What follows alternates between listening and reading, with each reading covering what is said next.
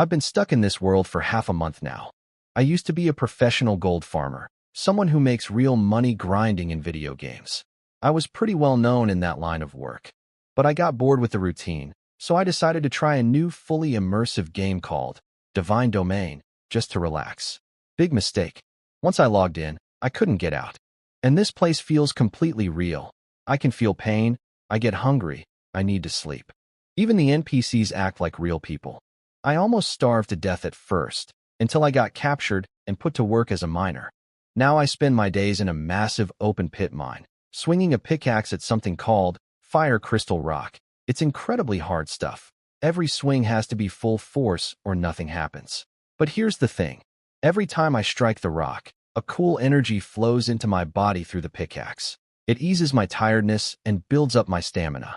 That energy is experience points, and when I collect enough, I level up. Today I finally hit level 3 and got a free attribute point. My stats aren't great. My strength started low at just 4, though my agility and spirit are decent. I put the point straight into strength because it makes me mine faster, which means more experience points. The moment I added it, warmth flooded through me. All my soreness vanished, and my health jumped from 50 to 60. Health matters a lot here. A few days ago I fell and hit my head, and lost 20 health points just like that. I had to buy a healing potion to recover. I've wondered whether dying here would send me back to the real world, but I'm too scared to test it. What if dying here means dying for real? So my plan is simple, grind as hard as I can. But there's a problem, a guy called Fifth Brother. He's the big shot among the miners, tall and strong with 7 points in strength. He came up to me today with his crew and told me to stop working so many hours. Normal miners work 5 periods a day, but I've been doing 8. He said I was making everyone else look lazy in front of Supervisor Wu, and threatened me if I didn't stop. I checked his stats. He's still stronger than me, and he has people backing him up. Fighting him now would be stupid. So I played nice, agreed to his terms, and even handed over half my mind crystals. He took them and left, warning me he'd be watching. But I'm not actually going to stop. I'll just have to be smarter about it, avoid him, and keep grinding in secret. Once my strength hits 10, a small-time bully like him won't be able to push me around anymore. I found another vein of fire crystal rock and pulled out my pickaxe. Time to get back to work. After 5 hours of mining, I'd managed to make back the half I lost to Fifth Brother. The other miners were heading out, all looking exhausted.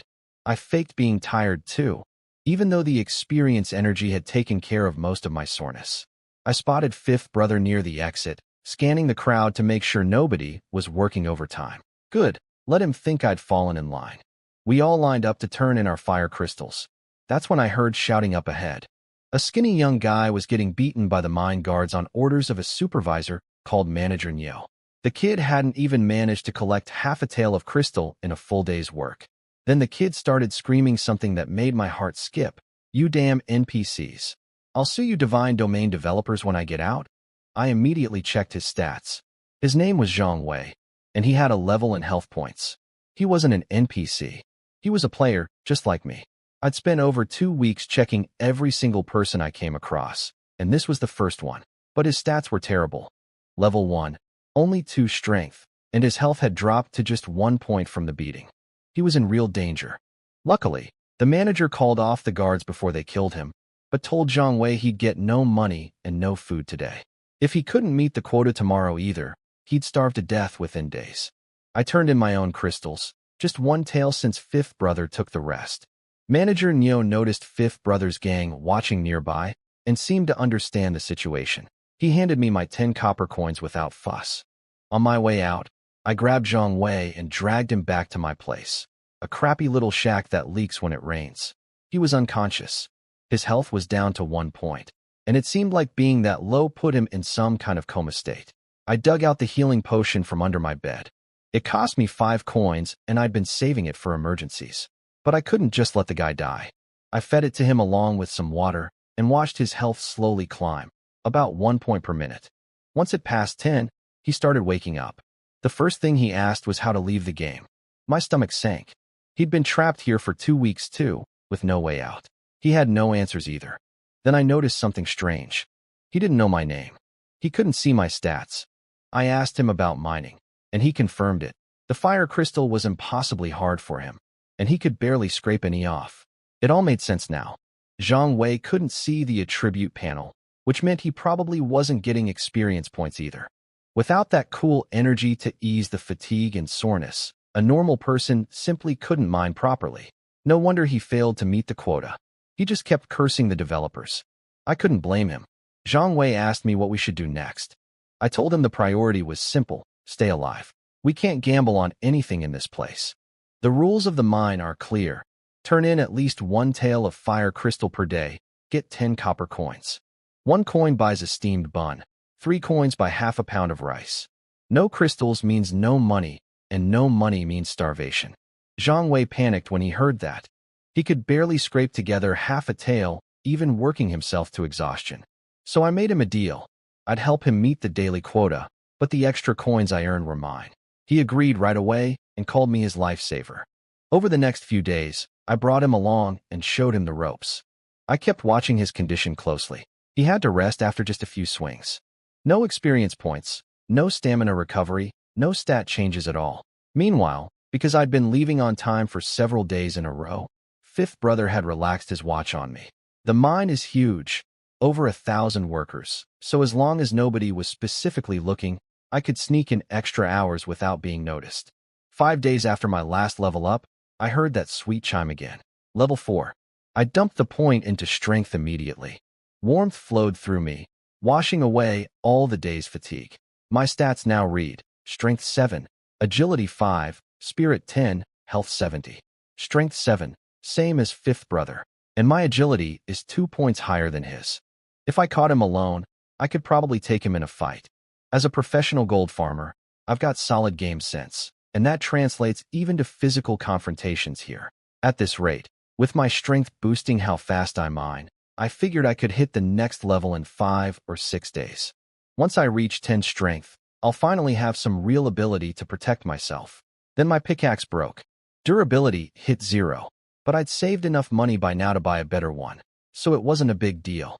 I headed to the entrance with Zhang Wei to turn in my crystals. Manager Nyo came out and weighed my haul. 3 taels. He looked impressed and handed me 30 coins without any fuss. I took a chance and quietly asked him why nobody stops Fifth Brother from bullying miners into working less. He shrugged it off. As long as everyone turns in the minimum 1 tael, his job is done. More crystals don't benefit him, so why would he pick a fight with Fifth Brother? Then he gave me a warning. Fifth Brother has a sister who's a concubine of Supervisor Wu. That explained everything. Fifth Brother had real backing. I thanked Manager Nyo and kept that information filed away. Zhang Wei was still holding a grudge against Nyo for the beating he got, and I could tell he wasn't happy about me being so polite to the guy. But survival comes first. Grudges are a luxury I can't afford right now. On the way home, Zhang Wei complained about me being polite to Manager Nyo. I told him Nyo wasn't actually a bad guy. That beating was his way of showing Zhang Wei what happens if you can't pull your weight here. I'd been watching Nyo for a while. He acts cold, but he's decent underneath. He lets overtime miners trade crystals at night, and the tip about Fifth Brother's sister was valuable information. The next day, I skipped mining and went to the blacksmith shop in the southwest corner of the village. I'd saved up 240 copper coins after covering food and expenses, enough to buy a better pickaxe. The blacksmith, Old Wong, pointed me to 3 iron pickaxes on the wall, 200 coins each. But while I was looking them over, I noticed something incredible. One of those 3 wasn't actually an iron pickaxe, it was a steel pickaxe. It looked identical to the others, but the stats were completely different. Strength +3 and attack power of 8, same as a proper iron staff weapon. The iron pickaxes only gave +2 strength and 1 attack. The blacksmith thought they were all the same. Same price too, 200 coins. I kept my face calm, pretended to compare them casually, then grabbed the steel one, paid my 200 coins and walked out. Once I was far enough away, I let myself get excited. That pickaxe was worth at least 2 silver taels to another player. What a find. Then Fifth Brother appeared with his crew and blocked my path. He knew I'd been sneaking in overtime shifts. My stomach dropped, and then I spotted Zhang Wei in the crowd, face bruised and swollen, trying to hide behind the others. He'd told them. Zhang Wei had ratted me out. Fifth Brother rallied the other miners against me. They were angry, saying my extra work might lead management to raise everyone's quota. He ordered his men to break one of my arms. Break my arm? That would end everything. No arm means no mining. No mining means no leveling. That crossed my line. When his two thugs came at me, I kicked the first one in the gut so hard he flew back several feet. The second one barely had time to react before I punched him down. 7 points of strength. I'd estimate each hit carried the force of a professional boxer. The whole crowd went silent. I stared Fifth Brother down and told him plainly, "Leave me alone and we have no problems. Interfere with my mining and I'll kill him." His face went dark and he started rolling up his sleeves. I gripped the steel pickaxe at my waist. 3 extra strength points surged through me. I could feel every muscle in my body come alive. Then a cold voice cut through the tension. Supervisor Wu had arrived with his guards. Fifth Brother shrank like a scared bird. I checked Wu's stats immediately. His name was Wu K, and he was the first martial artist I'd seen in this world. Strength 12, Agility 8, Spirit 3, and he practiced something called Black Tiger Fist at an intermediate level. His raw stats weren't hugely above the mine guards, so I figured the real difference was that martial art. That was the direction I needed to go. Fifth Brother quietly called him sister before catching himself and saying, "Supervisor Wu." Wu ignored him and looked at me, asking if I really liked mining that much. I bowed and said with a straight face, "Supervisor Wu, I believe I was born to be a miner. I mine even in my dreams." Every miner in earshot nearly choked. Fifth Brother looked furious, but Supervisor Wu burst out laughing. He said in all his years managing this mine, he'd never met anyone like me. He told me to keep mining as much as I wanted, and if anyone gave me trouble, to come find him. Then he mentioned something interesting. In 1 month, some important officials would be inspecting several mines. Each mine needed to send workers to compete in a mining skills contest. He casually told me I'd be the one representing our mine. After Supervisor Wu left, Fifth Brother chased after him, and the crowd scattered. Zhang Wei came up to me pretending nothing happened, asking if I was hurt. I looked him in the eye and told him straight, "I'm not stupid." He admitted he couldn't handle the beating and gave me up. I told him I'd let it go this once since we're both players, but from now on we go our separate ways. He can mine on his own. I walked off toward the mine without looking back. I found an untouched patch of fire crystal and gripped my new steel pickaxe. 3 points of strength surged into me instantly. My total was now 10. That's only 2 less than Supervisor Wu himself. The only people in this mine matching me were the guards. I swung the pickaxe hard. 1 strike and a chunk of crystal broke clean off. Before, it took 3 to 5 hits for the same result. The difference was incredible. After 5 hours, my pouch was stuffed with about a full pound of crystal, nearly 10 times what I could manage when I first arrived. A pound trades for 100 copper coins, and 1,000 coppers make 1 silver tael. I remembered hearing when I was first dragged here as a vagrant that 5 silver taels could buy an official identity in Green Mountain City. Right now, most miners here, about 80 or 90%, are vagrants like me, with no legal identity and no protection under the city's laws. The locals with proper identities, like Uncle Wong, don't get bullied by people like Fifth Brother. Based on my experience with other games, I figured getting an official identity was probably the first real milestone in Divine Domain, and maybe the gateway to learning martial arts. At my current rate, mining 2 pounds a day for 200 coins, I could earn 5 taels in less than a month. So my 2 goals were clear: keep leveling up and save for that identity. As I searched for more crystal veins, I noticed how scattered and small the surface deposits were. I kept glancing at the dark mine tunnels around me. Those tunnels sometimes held large crystal formations, much better than surface scraping. But Uncle Wong had warned me about 3 dangers down there. The tunnels are a maze where you can get lost or trapped in a collapse. Shady people use the darkness to ambush and rob miners. And worst of all, there are rare but deadly poisonous mine bugs that can kill you before you even reach a doctor. I decided against it. My plan is to level up steadily. Maybe once my strength hits 15 and my health reaches 150, several times tougher than a normal person, I'd have a real chance down there. For now, it's not worth the risk. Then I heard someone behind me. I spun around, pickaxe ready. It was a lean middle-aged man named Zhao Ho. I recognized him, a local with official identity, not a vagrant. Uncle Wong had mentioned him before. His stats showed strength 7 but agility 8, 3 points higher than mine. That was well beyond normal. He said he'd seen what happened in the village today and asked if I was thinking about going into the tunnels. I denied it immediately. Xiaoho saw right through me. He noticed my bulging pouch and figured I was outgrowing the surface mining. He offered to sell me a map of the mine tunnels for 200 coins, plus antidote medicine for the poisonous bugs. I played cautious and asked how I could trust the map was real. He told me to check with Manager Nyo and said we could meet at his place tomorrow. That night, I turned in 2 pounds of crystal, 200 coins. Manager Nyo was surprised at the amount. He commented that my strength seemed much greater than when I first arrived. That made me nervous. I hadn't expected NPCs to notice things like that. I told him I'd just been underfed before and was recovering now. He seemed to accept it. I asked him about Xiaoho's maps. He confirmed they were about 80% reliable, with maybe 20% having some gaps. Good enough. Then Zhang Wei dragged himself over to turn in his crystals. Just barely one tail. He took his 10 coins without even thanking Nyo and limped away, muscles clearly destroyed from the effort. But when I checked his stats, I got a surprise. He'd leveled up to level 2. His strength had gone from 2 to 3. So he could level up after all, even without seeing the attribute panel or feeling the experience energy. But he clearly had no idea.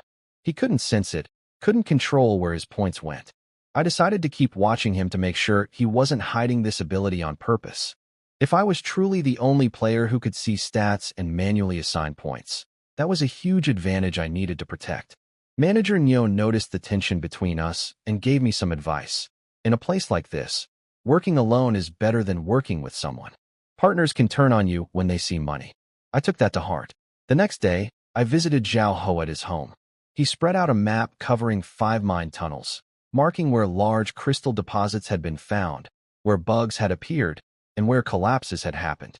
The system recognized the map. When I touched it, a notification popped up saying it was loading into my attribute panel. A new map tab appeared with all 5 tunnels laid out. But here's where I got clever. I told Zhao Ho I was having second thoughts and wanted to return the map. He said no refunds, but since I hadn't left his house yet, he'd give me back 100 coins if I returned the physical map. I agreed. He took the paper map back and handed me 100 coins, looking a bit puzzled. What he didn't know was that the map had already been loaded into my system. I still had it digitally, stored right in my attribute panel. I just saved myself 100 coins. So for just 100 coins, I got a full tunnel map. Now I had 150 coins left, and my next stop was the pharmacy, run by Supervisor Wu, to stock up on antidote and healing potions before heading underground. Outside the pharmacy, I overheard 3 newcomers talking. 2 guys and a girl, all with soft, pale skin, clearly not used to hard labor. They were arguing about being trapped in divine domain, and what the girl said hit me like ice water. The news back in the real world was reporting over 30,000 people missing, and they suspected everyone had been pulled into the game physically, body and all. That changed everything. I'd been half hoping my real body was still sitting in a chair somewhere, safely hooked up to a headset. But no, my actual body was here, which meant dying in divine domain meant dying for real. I shuddered and tried not to think about what would happen if tens of thousands of people across multiple countries all died in here. I also noticed something about these 3 newcomer stats. Like Zhang Wei, their strength and agility were around 2 or 3, and their spirit was only 1 or 2. Meanwhile, mine was 10. Every player I'd seen so far had low spirit. That had to mean something important. One of them, a guy named Chin Su, nervously approached me and asked to borrow money for food. They'd been starving for a full day. His friend Lin Guoyang accidentally blurted out the word NPC in front of me, which made Chin Su panic. They'd already figured out that the people here aren't like game characters. Say the wrong thing, and you could get yourself killed. I played dumb about the NPC comment and gave them 3 copper coins for steamed buns. I told them what every vagrant needs to know. Get a pickaxe from Manager Nyo, mine crystals, earn coins, save up for an official identity. Then I walked into the pharmacy without telling them my name or that I was a player too. No reason to reveal that yet. Inside, I bought 10 bottles of healing medicine for 50 coins. Each one restores 10 health points. Then I asked about antidotes for mine bugs. The clerk pulled out a bottle of 5 antidote pills for 50 coins, though he warned me they don't work against every type of bug venom. After the pharmacy, I went to the dry goods shop and spent my remaining 47 coins on hard flatbread, the kind that keeps for about 10 days without going bad. My appetite had grown with my strength, so I needed about 10 pieces a day. My plan was taking shape. Supervisor Wu's mining competition was a month away. I could spend 4 or 5 days at a stretch down in the tunnels, come out to resupply, and repeat. Maximum grinding time, minimum wasted trips. With my map loaded, medicine stocked, and food packed, I headed toward the mine. Time to go underground. I spent the day mining in a quiet corner, gathering experience while watching for the right moment to slip into the tunnels. I spotted Zhang Wei working hard with a hint of excitement on his face. He must have noticed his strength growing, even if he didn't understand why. I also saw Chen Su, Lin Guoyang, and Wu Ming struggling together against a single patch of crystal, barely scraping off dust. If they were smart enough to pool their efforts for one tail between the three of them, they'd survive. I decided on a policy going forward. Small acts of kindness for fellow players, but never reveal that I'm one of them. Only Zhang Wei knew, and that was already one person too many. If my ability to see stats was truly unique, it was my biggest edge. When night fell and miners started leaving, I slipped into Tunnel 1. I chose it because it was the most winding, harder to navigate, but also harder for anyone to follow me. Inside, it was pitch black. I lit a fire stick and followed my map deeper, passing a few other miners who stuck close to the entrance. We ignored each other. Deep inside, I spotted a faint glow, fire crystal, shining in the darkness. At least a pound's worth. But as I got closer, something felt wrong. I heard breathing. He noticed us. Get him, someone shouted. Figures rushed at me from the dark. Mine bandits. The kind who set up crystal deposits as bait and ambush whoever comes for them. I swung my steel pickaxe blindly and heard metal snap. One of them yelled that his knife had broken. Then one got close. A blade sank into my shoulder, searing pain. But my pickaxe found his skull. I felt it sink deep into bone. I'd killed someone. And then something unexpected happened. A massive wave of cold energy flooded into me, experience points. Far more than any amount of mining had ever given me. Killing people gave experience too. The chimes sounded. Level 5. I dumped the point into strength immediately, bringing my total to 11 with the pickaxe equipped. I couldn't stop to think about it. The others were still attacking in the darkness. I swung wildly, trading blow for blow. 3 more went down. Each death sent another huge surge of experience into me, roughly equal to 10 hours of mining per kill. When it went quiet, I checked my stats. Health had dropped to 50 out of 80. I swallowed 3 healing potions and waited for them to work. In about 30 minutes, I'd be back to full, and the wounds would close on their own. One of the few advantages Divine Domain seemed to give players. One bandit was still alive, the leader who'd given the initial order. He called out from the darkness, offering me 3 pounds of bait crystal as a peace offering if I let him go. His voice sounded familiar. "Fifth brother," I said. He panicked and denied it. Being exposed as a mine bandit would ruin him. Even his brother-in-law Supervisor Wu couldn't protect him from that. I disguised my voice and called myself Zhang Wei, pretending to be scared. Fifth brother's anger flared the moment he heard that name, and he lunged at me. Exactly what I wanted. He dove forward, and my pickaxe went straight through his back and out his chest, pinning him to the ground. I lit the fire stick and leaned in close. His eyes went wide when he saw my face. Not Zhang Wei, but me. He coughed blood and managed a weak laugh. "You'll be joining me soon," he said. Then he died. Fifth brother's last words bothered me. He said I'd be joining him soon. That had to mean the mining competition between the different mines could be deadly. If that was true, I needed to level up even faster and get my identity before the contest. One strange thing, killing Fifth brother gave me no experience at all, even though his stats were the highest of the group. The other 4 bandits all gave huge amounts. I thought about it and realized the difference. Those 4 were real fights where my life was in danger. Fifth brother I caught off guard with a trick. It was too easy. The system must require genuine life or death struggle to award combat experience. That actually made sense as a safety measure. Otherwise, powerful players could just massacre villages for easy levels. I buried all 5 bodies in a remote spot deep in the tunnel, packed the dirt tight. Nobody should find them anytime soon. After the nausea passed, because yes, I'd really killed people, and this wasn't just a game anymore. I took stock of my loot. 3 pounds of bait crystal from Fifth brother's trap, plus about a pound of crystal and 400 copper coins from the bodies.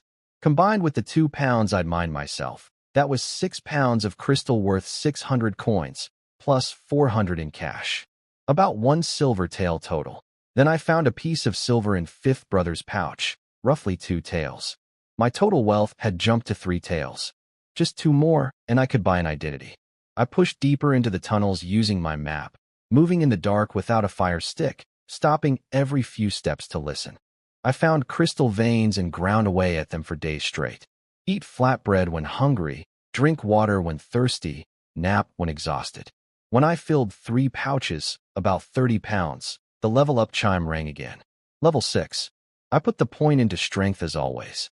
My stats now, strength 9 base plus 3 from the pickaxe, giving me 12 total, matching Supervisor Wu. Health at 90. My overall stats actually exceeded his when you counted everything. When my food ran low, I headed back out through a different route for safety. It was deep night when I emerged. I was nervous about turning in 30-plus pounds of crystal at once. It would raise questions. But hiding that much wasn't practical either, especially since my mining speed would only keep increasing. Manager Nyo weighed my haul, 32 pounds. He joked about me being a mine bandit. I played dumb and laughed it off. Then he offered to pay in silver instead of copper, more convenient for that amount. I mentioned the total was 30 pounds, not 32. He paused, looked at me, smiled, and nodded. He handed me 3 taels of silver for the 30 pounds and kept the extra 2 pounds as his cut. I understood the game. With fifth brother's 2 taels plus these 3, I now had 5 taels, enough for an official identity. But buying it right away would draw too much attention. Better to wait a bit. What I didn't know was that after I left, Neo was telling the mine guard his theory about me. Apparently a city called Hongkuin had recently suffered a disaster. Bandits raided it and destroyed a powerful family called the Yang clan. Neo suspected I was a surviving member of that family, possibly a trained martial artist hiding as a common miner. He'd been nice to me as a way of hedging his bets. The guard was impressed by his foresight. Not a bad cover story, I thought. I'd let him keep believing whatever he wanted. The next morning, Zhang Wei showed up at my door looking sheepish. He'd figured out that players could level up. He'd felt a warm flow in his body while mining and noticed his strength jump. He wanted me to share everything I knew. How long it takes to level, what stats you can raise, where to find martial arts, how to get quests. I turned him down flat. I told him I had no reason to share information with him, and if he tried to guilt-trip me, I'd kill him. He's a vagrant here. Nobody would care. As for his questions, I told him I didn't have those answers either, and if he figured them out first, he could come tell me. He left angry, muttering about catching up to me and how I was only a few levels ahead. When I got to the mine that morning, something was off. Every single miner was lined up together, surrounded by guards with hard expressions. I worried for a second it was about fifth brother's disappearance, but Uncle Wong whispered the real reason. A wanted criminal had infiltrated our workforce. The man was on something called the Blacklist, a national wanted list for dangerous martial artists in the Zhao Kingdom. To make the Blacklist, you had to have committed something as extreme as wiping out an entire family. Uncle Wong knew a fair bit about these things as a local. Supervisor Wu held up a portrait and told everyone to look around for unfamiliar faces. One miner spotted someone and opened his mouth to speak and instantly got his throat slashed. Blood everywhere. The crowd panicked. Zhang Wei, Lin Guoyang, and the others went white. I gripped my steel pickaxe. With 12 strength, I felt reasonably safe, but I stayed cautious. The killer, a man called Zhang Hao, nicknamed the Prisoner Butcher, tried to break through the crowd. I checked his stats, strength 13, agility 18 with 8 points coming from equipment, spirit 3, and he practiced something called Zhang family leg technique at intermediate level. Then I saw something that changed my entire understanding of this world. When Supervisor Wu activated his Black Tiger Fist to fight, his stats transformed. His strength jumped from 12 to 24, doubled. The extra 12 points came from his martial art. That was the secret. Martial arts didn't just teach you fighting moves, they multiplied your base stats. Zhang Hao's leg technique was boosting his agility by 8 points the same way. This meant even a basic martial art would be enormously valuable to someone like me. Wu smashed Zhang Hao's face with a single punch, dropping him unconscious. One hit. The entire crowd of 1,000 miners stared in awe. A constable arrived and praised Wu's Black Tiger Fist. joking that he'd soon qualify to join something called the Mountain River Sect as a formal disciple. Wu modestly declined, saying he was too old and lacked the talent. Mountain River Sect. I burned that name into my memory. Zhang Wei and Lin Guoyang's group clearly did the same. That was our next destination, eventually. After the constables took the criminal away, I overheard something important. Supervisor Wu and the constable leader, Captain Lin, were chatting. Wu mentioned a rumor that the prisoner butcher had once snuck into a major temple called Bitter Awakening Temple and stolen a scripture. Captain Lin brushed it off as unlikely. A place that powerful wouldn't let a small-time criminal get away with something like that.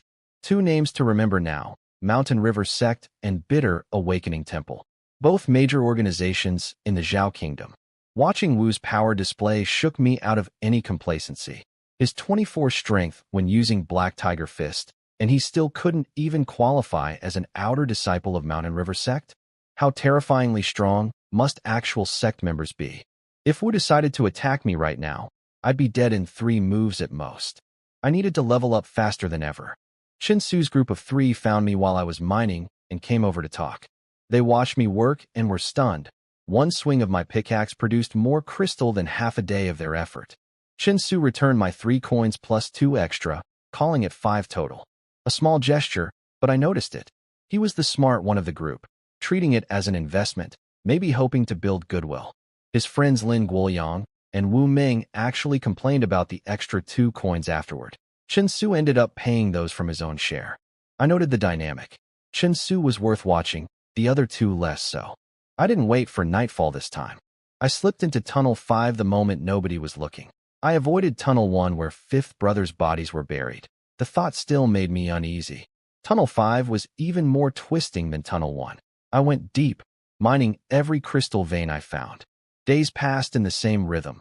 Swing the pickaxe, eat flatbread, drink water, nap, repeat. My technique had become mechanical perfection after tens of thousands of swings. Every motion precise, no wasted energy. When I found a massive crystal deposit weighing about 10 pounds, I settled in and chipped away until it was gone. The level up chime rang. Level 7. Strength now at 10 base, 13 with the pickaxe. Health at 100. My raw stats had surpassed Supervisor Wu's base numbers. All I was missing was a martial art to multiply them. Then, right as I was savoring the moment, searing pain shot through my foot. A black scorpion, a mind bug, had crawled out of the shadows and stung me. My health started plummeting fast, 99, 96, 90, 86, dropping several points every few seconds. I grabbed an antidote pill and swallowed it, then downed a healing potion right after. The antidote worked. My health stopped dropping at 67 and slowly started climbing back up with the healing potions. I popped 2 more just to stay safe. The sting left a tiny hole in my ankle. If this had happened when I first arrived with only 30 health, I'd have died before I could even reach for the antidote. The sting alone drained 33 points. After resting half an hour to heal fully, I pushed deeper.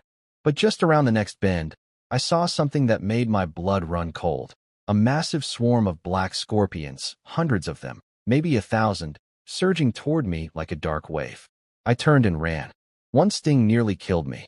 1,000 of them would finish me in seconds. But as I ran, my mind started working. Uncle Wong had once mentioned that old mines sometimes produce something called a mineral spirit, an extremely valuable crystallized essence. A swarm this large had to be guarding something like that, and mining a mineral spirit would probably give enormous experience. I checked my map. The tunnel behind the swarm was a dead end, no way to sneak around them. I almost gave up, but then an idea hit me. I couldn't use fire or water down here, but I had something else, raw strength and rocks. I spent a full day gathering over 30 boulders, each weighing 60 to 100 pounds. Then I practiced throwing them in the tunnel until I could land them within half a meter of my target. At 10 strength without the pickaxe, heaving these rocks over 10 meters was no problem. I set up the boulders at intervals along the tunnel, then went back to lure the swarm. They came pouring around the bend just like before. This time I didn't panic. I kept a steady pace, staying about 15 meters ahead of them. When I reached my first boulder, I scooped it up, spun around, and hurled it into the swarm. The crash was enormous. Scorpions splattered everywhere, and cold experience energy rushed into me. It worked. The swarm scattered briefly, then kept coming. I ran to the next rock and threw again. More kills, more experience flooding in. The level up chime sounded mid-run. Level 8. I threw the point into strength, now 11 base, and kept going. Rock after rock, the swarm thinned out until only a single scorpion remained, charging at me alone. I picked up one last boulder and crushed it. This confirmed my theory about experience. The system awards it based on genuine threat level. The scorpions were dangerous to me, so they gave experience. Fifth brother wasn't a threat when I killed him, so he gave nothing.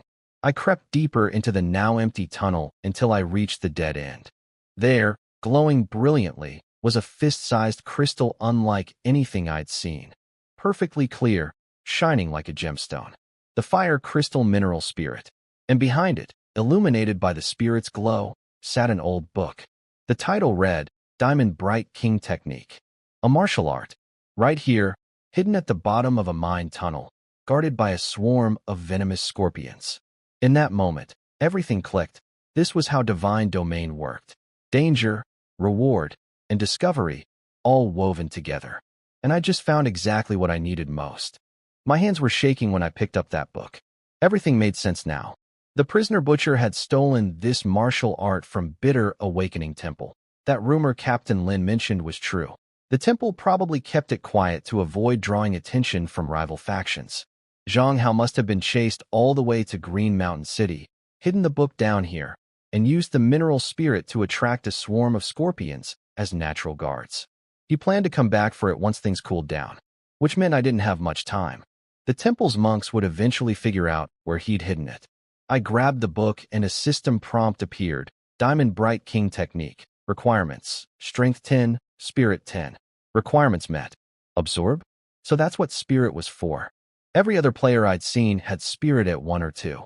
Mine was 10. My starting stats had given me exactly what I needed. I chose yes immediately. The book dissolved into golden light and merged into my body. Knowledge flooded my mind. A grand Buddhist scripture and a series of specific stances. My stats updated. The technique was classified as a first-rate martial art, currently at beginner level. When I checked the details, my jaw dropped. First layer alone would grant 5 free attribute points, and when activated, boost strength and agility by 15 each, plus 100 extra health. That was basically a second life. I buried the mineral spirit somewhere separate, too dangerous to carry and too conspicuous. Cleaned up all evidence of the scorpion battle. The martial art was the real prize. I turned in another 30 pounds of crystal to Manager Nyo, collected my silver, and headed home. That night, I started practicing. The technique involved holding specific stances while mentally reciting the scripture. The first stance was a deep horse stance with palms facing up. After about 10 minutes, I felt warmth stirring inside my body. I checked my stats. The technique had moved to Initial Understanding with 1 out of 100 experience points. I practiced all night without sleeping and didn't feel tired at all. By morning, my technique experience had reached 5 out of 100. But then it stopped gaining no matter how much I practiced. Seemed like there was a daily cap of 5 points. At that rate, 20 days would get me to layer 1. I also noticed my job title had changed from Miner to Martial Artist. Nearly a month in Divine Domain, and I'd gone from homeless vagrant to miner to martial artist. Real progress. Then gongs started clanging outside. Guards were banging on doors, ordering everyone to the village entrance immediately. When I got there, Supervisor Wu and Captain Lin were standing together, both looking pale. In front of them stood a monk, about 30 years old, expressionless. Bitter Awakening Temple had come looking. The monk's name was Huaning, from Bitter Awakening Temple. I checked his stats immediately. Strength 18, Agility 12, Spirit 6, and 3 martial arts. Open Steel Hand, Swift Wind Steps, and Bitter Awakening Heart Sutra, a second-rate technique. 3 martial arts at once. That's the power of a major sect. But his spirit was only 6, meaning he couldn't even meet the requirements to learn Diamond Bright King technique himself. He told everyone that the prisoner butcher had stolen a Buddhist scripture from the temple and likely hidden it somewhere in the mine. Whoever found it would receive a martial art and 50 silver taels. The crowd went wild. Zhang Wei, Lin Guoyang, and the others were practically drooling. To them, this was a game quest with incredible rewards. Supervisor Wu organized the search with nearly 100 guards and constables supervising, plus a bounty of 100 taels for anyone who reported someone hiding the find. They were thorough. I pretended to search diligently while watching Huaning. When he headed into Tunnel 5, my heart jumped, but I calmed down. If he already knew the exact location, he wouldn't need this whole production. Zhang Hao must not have told him before Huaning killed him. That's right. Captain Lin quietly revealed to Wu that after Huaning spoke privately with the prisoner butcher, the man simply died. The authorities didn't push back. Nobody wanted to offend bitter Awakening Temple. Wu and Lin also discussed privately that the stolen item was definitely not just a scripture. It had to be a martial art, at least second-rate. Even Mountain River Sect only possessed 2 third-rate techniques. This was bigger than anyone was letting on. Then Zhang Wei sidled up to me during the search. He'd changed. When I glanced at his stats, I saw his job had switched from miner to martial artist, and he'd learned Zhang family leg technique, the same style the prisoner butcher used. Somehow he'd made contact with Zhang Hao before the man was caught and gotten the technique from him. He offered me a deal. He had a martial art to sell, and he wanted silver for it. He could only trade with me. Selling to an NPC would get him killed.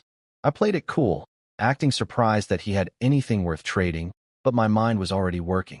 If he genuinely had a spare technique from Zhang Hao, it could be useful even though I already had Diamond Bright King technique. Multiple martial arts meant more stat boosts, just like Huaning with his 3 techniques. The search lasted 5 hours and turned up nothing. Huaning left with Captain Lin, but I could tell this wasn't over. That night, Supervisor Wu sealed Tunnel 1 and sent messengers to Mountain River Sect. He didn't want to get caught up in something this big. The next morning, the entire mine was shut down. No one could enter. Uncle Wang told me Tunnel 1 was specifically sealed off. My stomach tightened. That's where I buried Fifth Brother and his crew. The shutdown was probably related to the monk's visit, but the bodies being discovered was a real possibility too. Zhang Wei found me and pulled me aside. He said he dug up a martial art while mining, a technique called Crumbling Mountain Fist. He wanted 5 silver taels for it. He explained that martial arts and divine domain have stat requirements, and this one needed 8 strength. He only had 4, so he couldn't learn it himself. Then he revealed something interesting. He could now see his own attribute panel. He said it happened after he became a martial artist. He was being open about his stats, strength 4, agility 3, spirit 1, though I noticed he was lying about his agility, which was actually 5. He assumed I couldn't see stats yet, and was trying to convince me that buying Crumbling Mountain Fist would unlock the ability. I figured out what had really happened. He must have gotten both Zhang family leg technique and Crumbling Mountain Fist from the prisoner butcher somehow. He'd already learned the leg technique, but couldn't meet the requirements for the fist art. Now he was desperate for money to buy an identity and leave the mine before anyone connected him to Zhang Hao. I agreed to the deal but insisted on seeing the goods first. He came to my shack at midnight with the book. I checked it. The system confirmed it was a real technique, though unranked, same tier as Wu's Black Tiger Fist. Low quality, but still useful. We traded, his book for my 5 taels. He left looking relieved. When I examined the requirements, I found something he'd deliberately hidden. Crumbling Mountain Fist needed not just 8 strength, but also 3 spirit. Zhang Wei's spirit was only 1. Even if he eventually raised his strength to 8, he'd never have been able to learn this technique himself. He'd tried to set me up, betting that my spirit would be too low and I'd waste 5 taels on something I couldn't use. Lucky for me, my spirit was 10. I absorbed it immediately. The book dissolved into light, and the knowledge of Crumbling Mountain Fist filled my mind. The details of Crumbling Mountain Fist appeared in my mind. It had 5 mastery stages, each multiplying its power. Initial understanding adds 3 strength, thorough comprehension adds 6, perfected adds 9, mastery adds 12, and transcendence adds 20.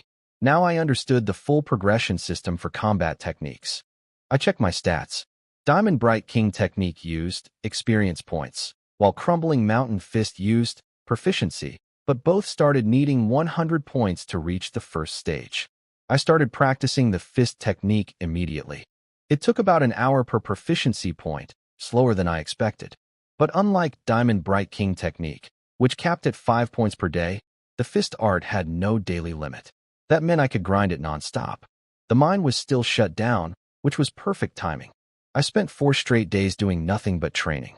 I'd practice crumbling mountain fist for hours, then switch to Diamond Bright King technique when I got tired. Practicing it for about an hour fully restored my energy, better than sleep. Then right back to the fist.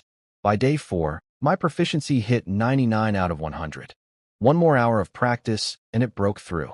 I felt the change instantly. My punches carried noticeably more force, even making a sharper sound cutting through air. My stats updated. Base strength 11 plus 3 from the pickaxe plus 3 from crumbling mountain fist, totaling 17. The technique had reached initial understanding. But then I saw the next milestone required 1,000 proficiency points. Quick math told me the ugly truth. Thorough comprehension would take about 50 days of non-stop training. Perfected would need 10,000 points, over a year. Mastery at 100,000 would take over a decade. Transcendence? Over a century. No wonder Wu and the other NPCs had only reached mastery level after what must have been decades of practice. Transcendence was essentially unreachable in a normal lifetime, unless there were ways to speed up the process.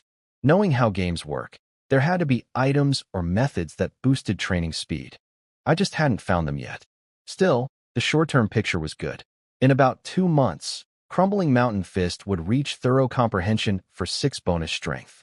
In 13 more days, Diamond Bright King Technique's first layer would complete, giving me 5 free attribute points plus 15 strength and 15 agility when activated, plus 100 extra health. Combined with my leveling advantage over NPC martial artists, they can't level up at all, while every level gives me a free stat point. I'd be extremely powerful for this area.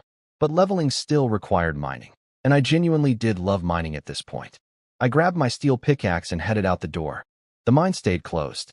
Manager Nyo told the angry crowd that Mountain River Sect was sending someone important and nobody could enter until they arrived. Miners who hadn't saved any money were in trouble. Chen Su came to me again, desperate. His group hadn't eaten in a day. I gave them 6 flatbreads. Wu Ming complained they were too hard and tasteless, even while starving. Chen Su thanked me genuinely, but Lin Guoyang dismissed it, calling me just another NPC. I noticed Chen Su was starting to pull away from those two. He'd figured out the leveling system on his own, felt the warmth, noticed his strength increase. But when he tested whether Lin Guoyang and Wu Ming had experienced the same thing, they had nothing. They'd been slacking off while mining, so they hadn't earned enough experience. Chen Su decided not to tell them. Smart. With no mine access, I spent every waking hour training Crumbling Mountain Fist. After 4 days of non-stop grinding, I'd pushed it to initial understanding, 100 proficiency points. Each hour of practice gave me 1 point, and unlike Diamond Bright King technique, there was no daily cap. Then I spotted Zhang Wei walking out of Supervisor Wu's residence, beaming. He'd bought his official identity with the 5 taels I'd paid him. He was leaving for Green Mountain City. I confronted him about the Crumbling Mountain Fist requiring 3 spirit, something he'd conveniently forgotten to mention. He pretended it slipped his mind, clearly expecting the hidden requirement to have screwed me over. When I told him I already had 3 spirit and had learned it, he was genuinely shocked. He couldn't understand why my spirit was higher than his. But then we had a useful exchange. I asked about his training speed for martial techniques. He said it took him about 10 hours per proficiency point. I told him the same, lying, since my real speed was 1 point per hour, 10 times faster. That's when everything clicked. The difference was spirit. He had 1 point, I had 10. 10 times the spirit, 10 times the training speed. Spirit didn't just gate which techniques you could learn. It directly multiplied how fast you improved at them. This changed my entire strategy. If I invested points into spirit instead of just strength, my training speed for both techniques and internal arts would skyrocket. The long-term gains could be enormous. Zhang Wei also shared something he'd bribed out of a mine guard. A normal person with average talent needs about a year to reach initial understanding in a basic technique. We players were far faster. Even Zhang Wei at 1 spirit could do it in about 100 days. I'd done it in 5.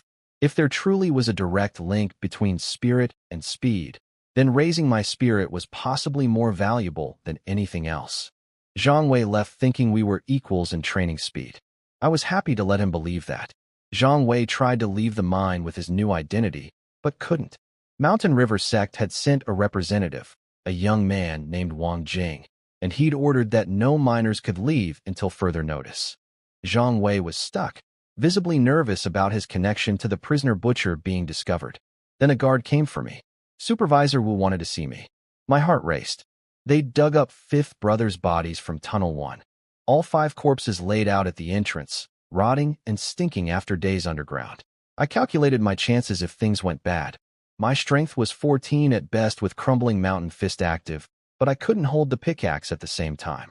Diamond Bright King technique wasn't complete yet. Against Wu's 24 activated strength, I'd be dead in seconds. But when I arrived, it wasn't just Wu. The monk Huaining was there, along with Captain Lin and the Mountain River sect disciple Wang Jing.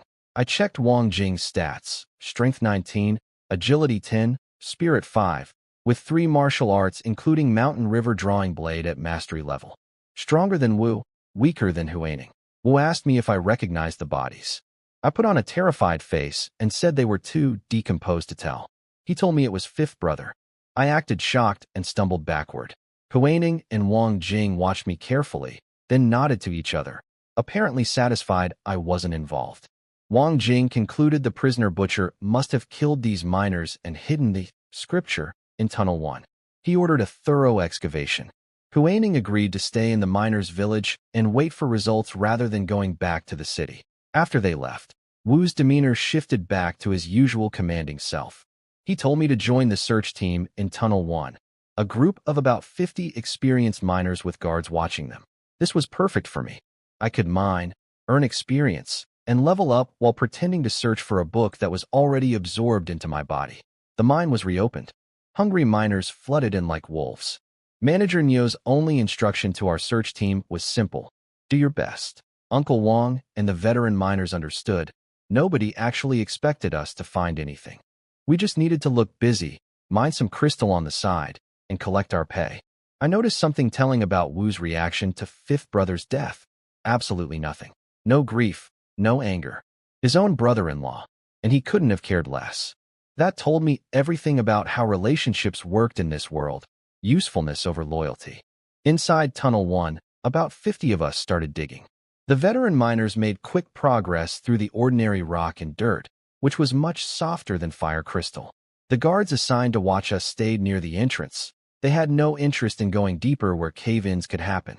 They didn't even believe the scripture was really here. As one guard put it, not finding it was actually better for everyone than finding it. I went deeper alone, using my map to locate spots where large crystal deposits had appeared before. After some probing, I found a decent vein and got to work. The cold experience energy flowed in with every swing, pure bliss. Then someone appeared behind me, a young man in miner's clothes, maybe early 20s, watching me with curiosity. I didn't recognize him from the village. When I checked his stats, my stomach dropped. Su Qing, Mountain River Sect, Strength 22, Agility 17, Spirit 7. 3 martial arts, all at high levels. His total stats hit 46, higher than anyone I'd seen, including Huaining from Bitter Awakening Temple. This was the real expert they'd sent to search for the scripture, disguised as a miner. He asked to tag along and learn mining from me. I agreed, but stayed cautious, keeping to shallower areas with him following. After a full day, I'd collected about 10 pounds of crystal. He seemed genuinely impressed by my stamina and speed, even calculating that I could earn 30 taels a month at this rate. I figured out he was just using me as cover while secretly searching the tunnels. He wasn't a threat to me specifically, so I kept focused on what mattered, mining. Near the end of the day, I found one more crystal vein and couldn't resist staying to mine it. And then it happened. Level 9. But this time, instead of putting the point into strength, I added it to spirit, bringing it to 11. Warmth flowed into my brain, and my mind felt sharper, clearer. If my theory was right, this would speed up all my martial arts training. As I was heading out, a thundering announcement echoed in my ears. Not just mine, but every player's across all of Divine Domain. A player had reached level 10 and completed a class advancement. The system was now opening a global level ranking board. The leaderboard showed only one name: Huewu from Bitter Awakening Temple, level 10, class, Martial Monk. Nobody else had reached 10 yet. This player had gotten incredibly lucky, landing directly in a top-tier sect with access to resources, training, and guidance from day one. But the ranking also revealed something dangerous. Reaching level 10 first meant having your identity broadcast to every player in the world. I was glad it wasn't me up there. That kind of exposure could get you killed. But I'd been right about one thing. Level 10 was indeed the threshold for class advancement. I was only one level away. On the way out of the tunnel, Su Qing asked why I'd paused. I told him I was just tired. He bought it. He left the mine without turning in any crystals. Manager Nyo didn't even ask. That confirmed he was special. Nyo later assumed Su Qing's friendliness toward me was proof I was from some noble family. His misunderstanding kept working in my favor. I turned in 13 pounds of crystal for 1.3 taels of silver. Combined with what I had, I'd saved up enough to buy an identity again, even after spending 5 taels on crumbling mountain fist. Back in my shack, I thought about the ranking board. The first player, Hua Wu, had advanced to martial monk, clearly a class provided by Bitter Awakening Temple. But I wasn't in any sect. What class could I even advance to? Minor? That probably didn't exist. Without a proper faction, advancement might not be possible at all. Zhang Wei came by to discuss the rankings. I told him I was level 6, lying by 3 levels. He seemed satisfied since he was almost level 4, thinking I was only slightly ahead. I wasn't about to reveal the truth. He left, and I went back to training. Every day followed the same pattern. Mine in Tunnel 1 during the day with Su Qing trailing me. Then practice crumbling mountain fist and Diamond Bright King technique at night. 24 hours of grinding with barely any breaks. I tested my theory about spirit affecting training speed. With spirit now at 11, the improvement was tiny, barely noticeable. I'd need to add several more points before seeing a clear difference. But I was committed to the experiment. A few days later, my progress stood at Diamond Bright King technique 60 out of 100, crumbling mountain fist 87 out of 1000. About 8 more days until Diamond Bright King technique hit its first layer. And I was on track to hit level 10 today. I checked the ranking board. 2 more names had appeared. Luo Kai from Stargazing Academy, level 10 class Scholar Apprentice, and Shi Kai from Death Valley, level 10 class Medical Apprentice.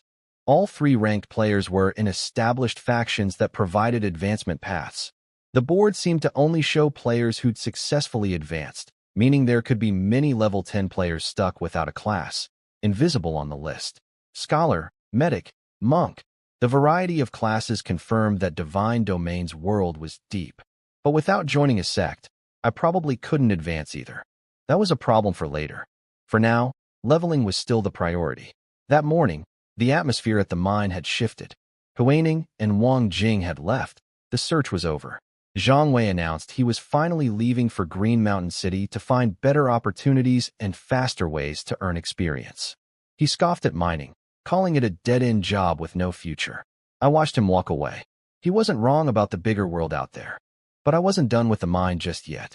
I confirmed Huaining and Wang Jing had really left, but I kept my guard up. Bitter Awakening Temple wouldn't give up on a first-rate technique forever. As long as I never revealed what I practiced, they'd never trace it to me. I slipped into Tunnel 2 and went deep, following my map to a natural cavern with signs of previous mining.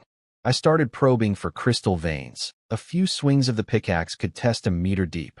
Before long, I found one and got to work. Then the chimes sounded. Level 10. I put the point into spirit, bringing it to 12. And then a new notification appeared, something I'd never seen before. As one of the first 30 players to reach level 10, I was awarded a random treasure chest. A white, glowing box materialized in front of me, shimmering with light. Finally, something that actually felt like a game. But before I could open it, footsteps echoed behind me. Su Qing walked in carrying a torch.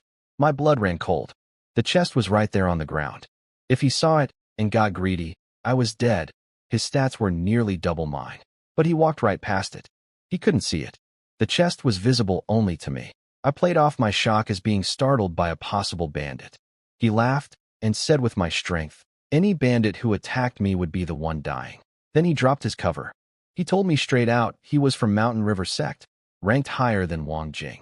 He'd been disguised as a miner to personally verify whether the stolen scripture was in our mine. His conclusion, it wasn't here.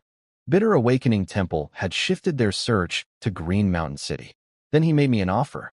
Mountain River Sect was giving him a red gold mine, more valuable than fire crystal. He needed someone reliable and skilled to manage it, the same way Wu managed the fire crystal mine for Wang Jing. The position came with 100 taels monthly salary, and most importantly, he could teach me a martial art. If I performed well, I might even earn a spot as an outer disciple of the sect. I didn't hesitate. Red gold sounded like it could give even more experience than fire crystal. A new martial art, a real salary, and a path into a major sect. This was exactly the opportunity one needed. I bowed and pledged my loyalty. He told me the mind transfer would take some time, and he'd come back for me when it was ready. Until then, keep quiet about it.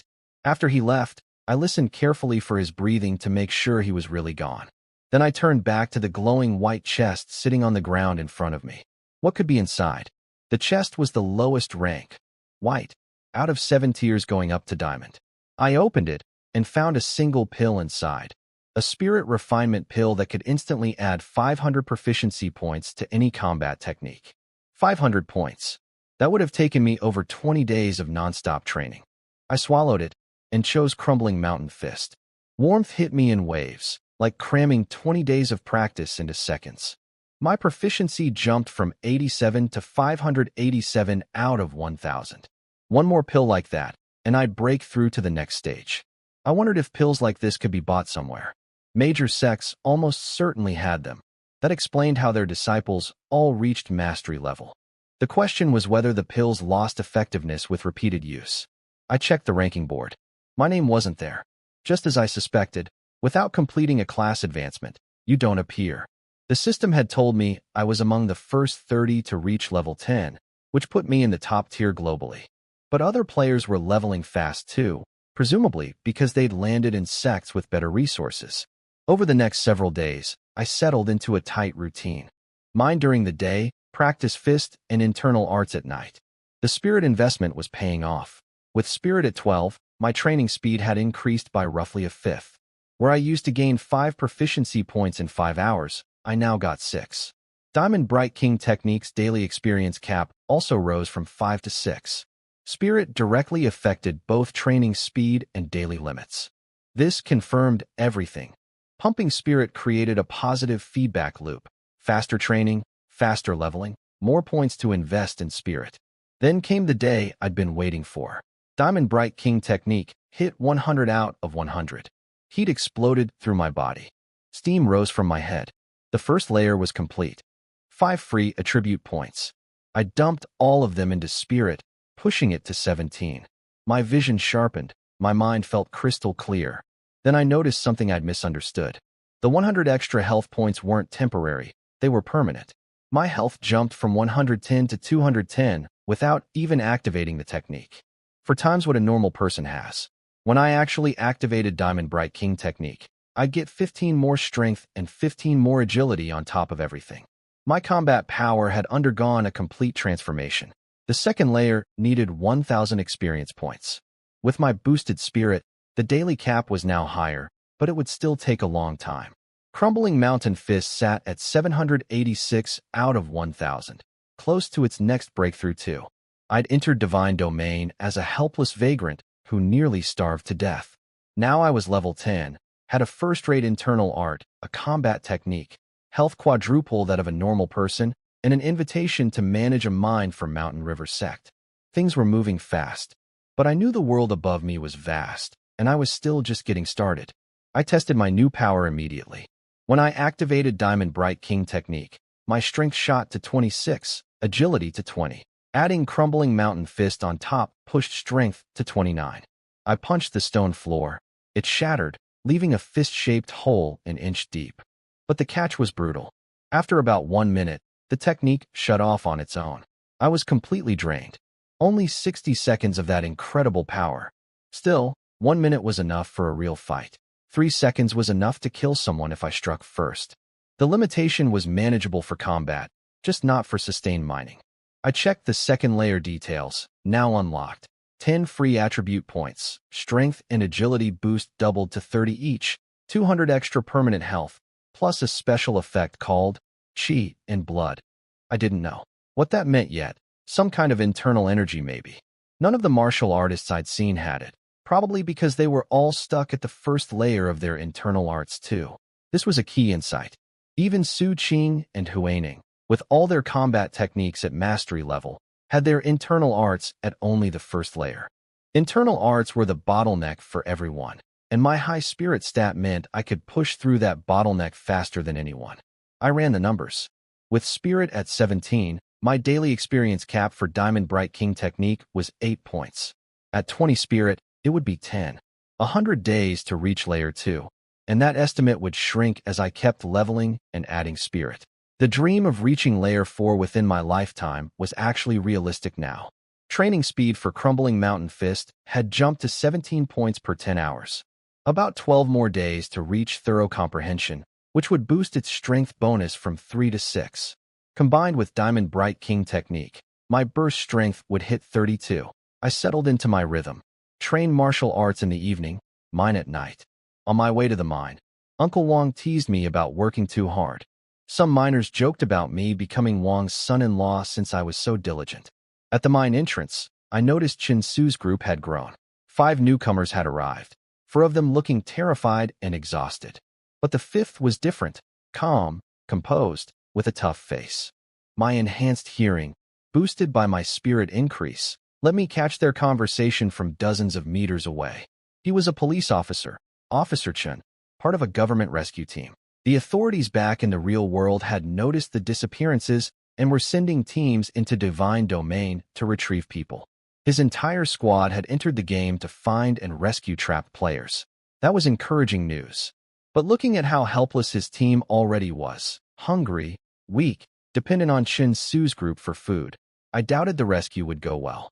The government didn't understand what this place really was. Sending more people in would just mean more people trapped. And since nobody could get back out, the real world would never receive that warning. Chin Su introduced me to the officer as a helpful local NPC. The officer seemed interested in making contact with me. I just nodded at Chin Su and headed into the mine without lingering. I had leveling to do. I hit a wall. After reaching level 10, no matter how much I mined, I couldn't level up. Days passed with 0 progress. I confirmed my fear. Without completing a class advancement, leveling was locked. This was a serious problem. I didn't know where or how to advance, and revealing my true strength to join a sect risked exposing Diamond Bright King technique, which would bring Bitter Awakening Temple down on my head.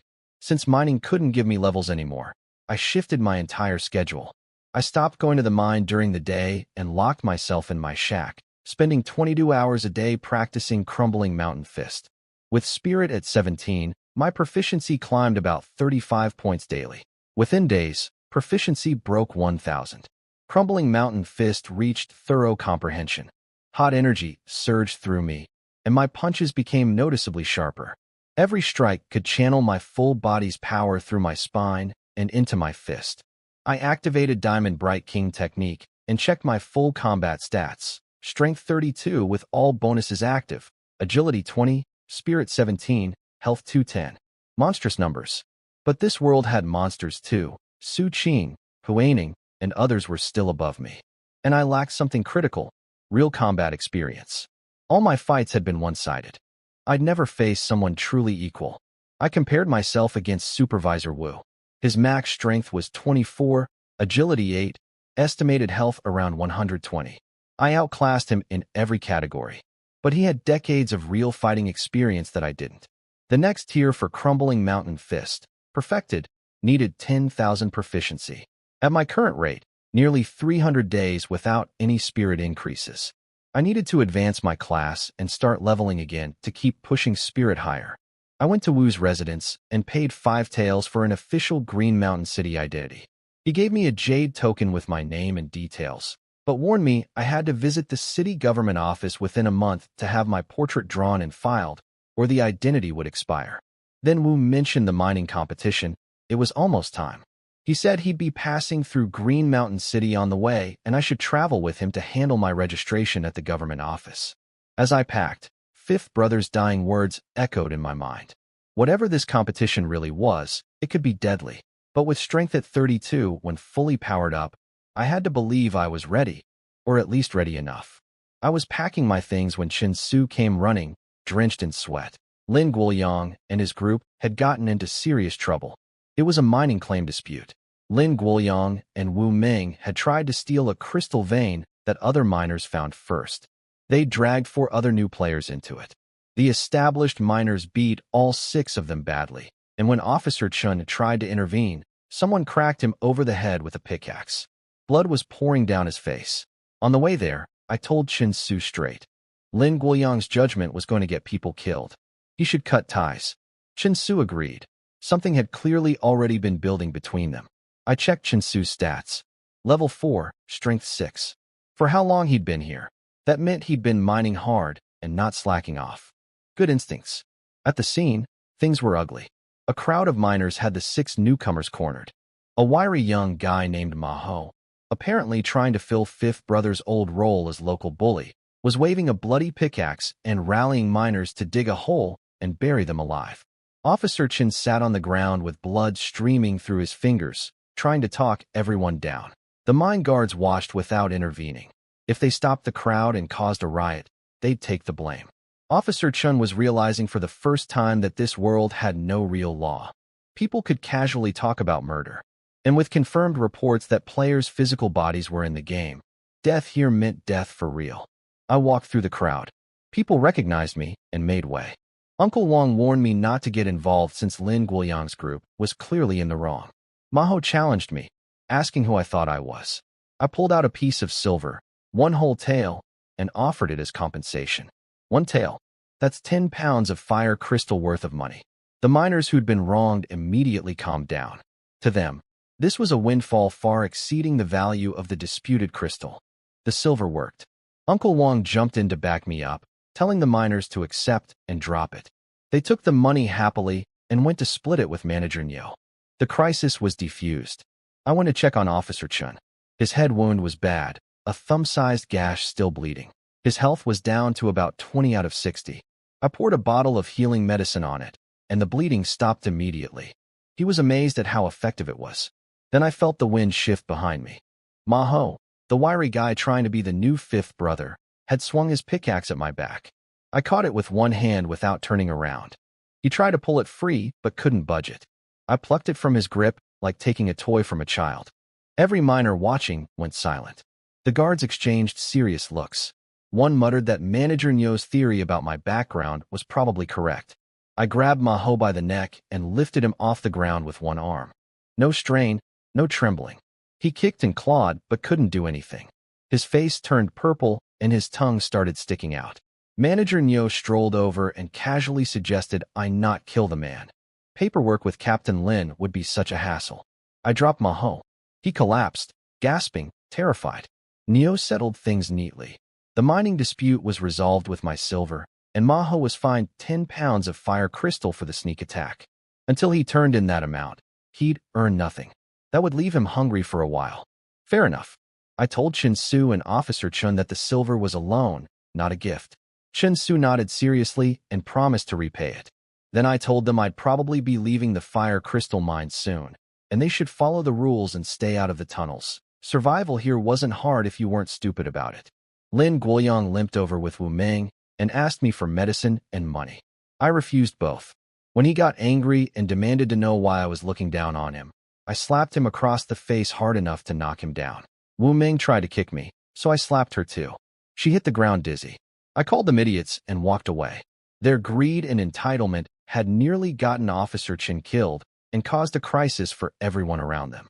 I had 0 patience left for people like that.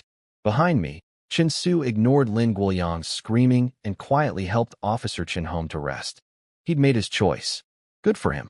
On the carriage to Green Mountain City, Supervisor Wu told me the mining competition was at another fire crystal mine about 80 miles away.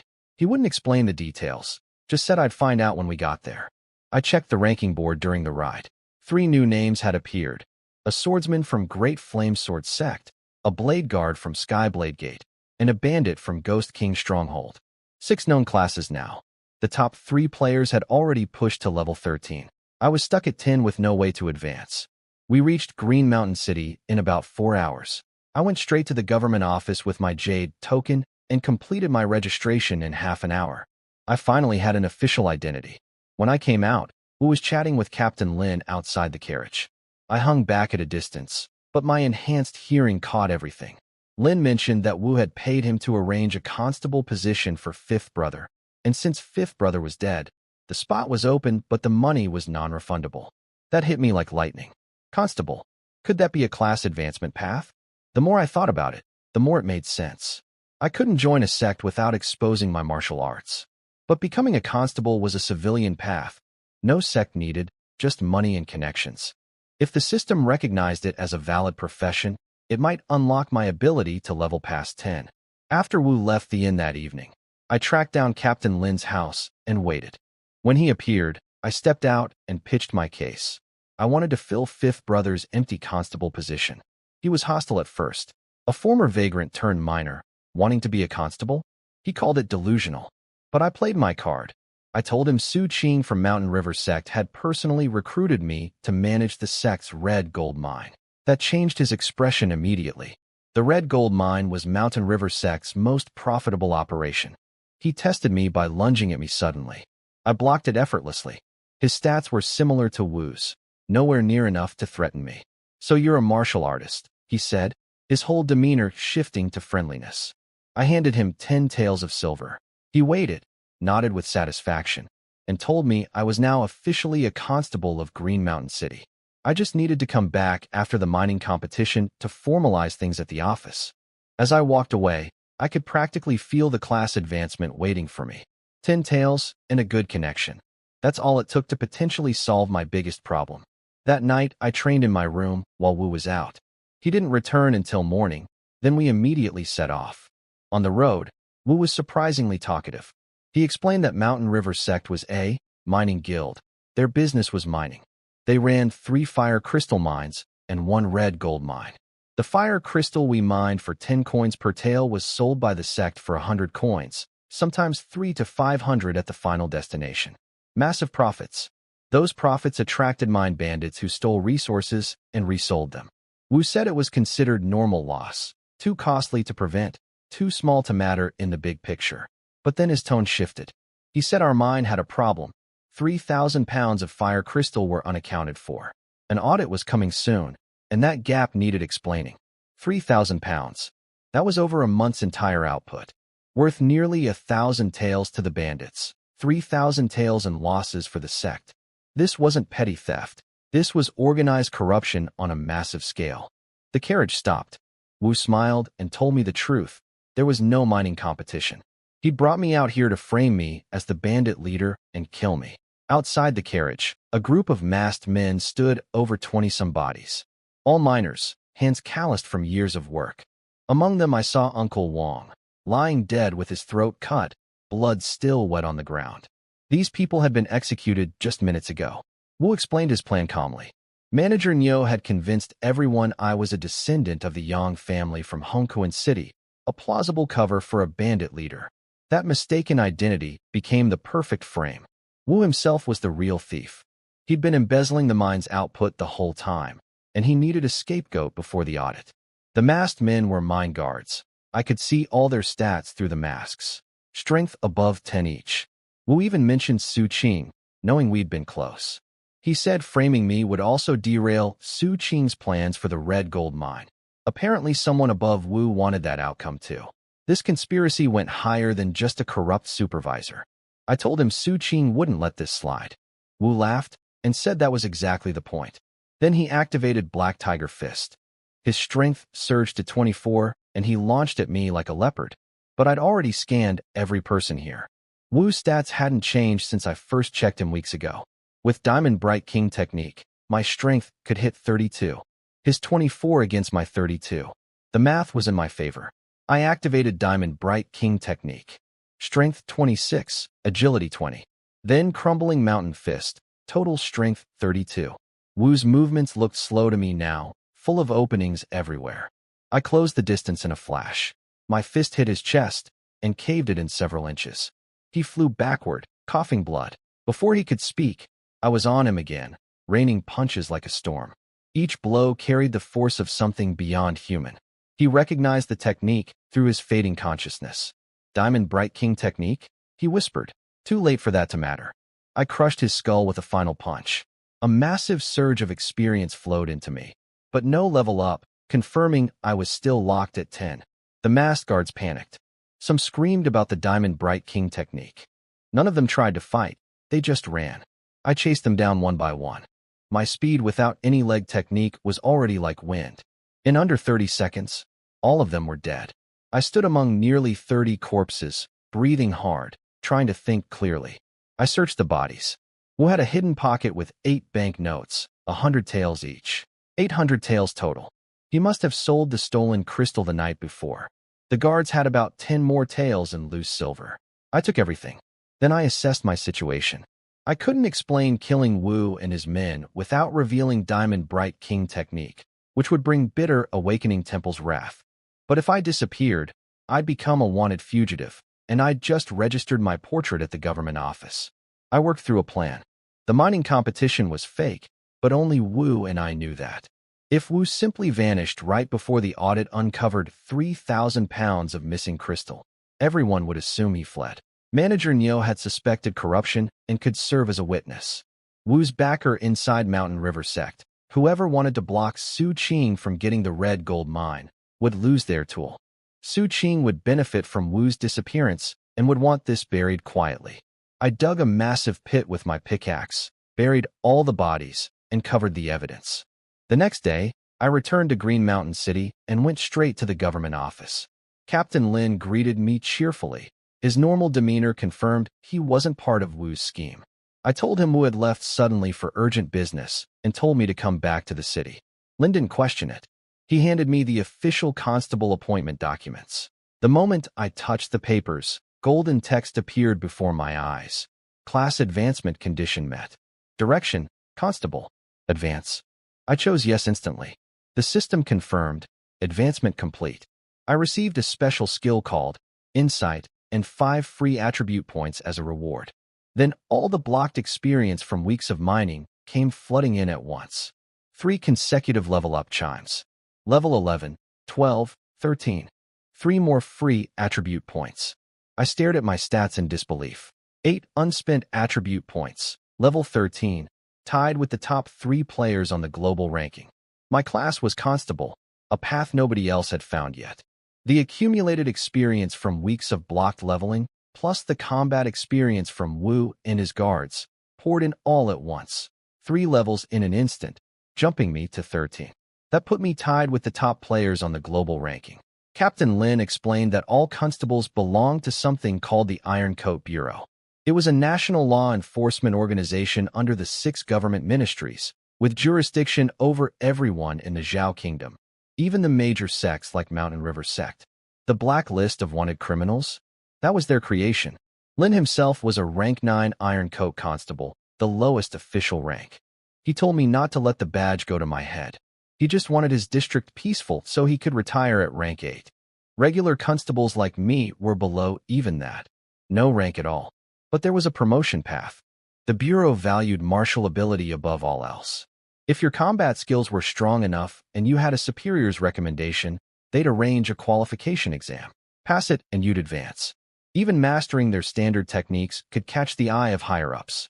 He gave me 3 things: a red constable uniform, an official bureau saber that added 3 strength and had 20 attack power, and a training manual called Thief-Catching Blade Technique, standard issue for all constables. When I put on the uniform, Lin paused and stared. He said it looked like I was wearing a much higher ranks outfit. Something about my build and presence. Coming from a seasoned law officer, that felt good. He introduced me to the other constables at the station and assigned a veteran named Old Zhao to show me around. The others were clearly annoyed. Lin had told them I wouldn't need regular duty and would only come by occasionally. They saw me as a privileged outsider. I didn't care. I needed a quiet room, not friends. Old Zhao pointed me to the rest quarters. I went in, shut the door, and opened my attribute panel. 8 free points.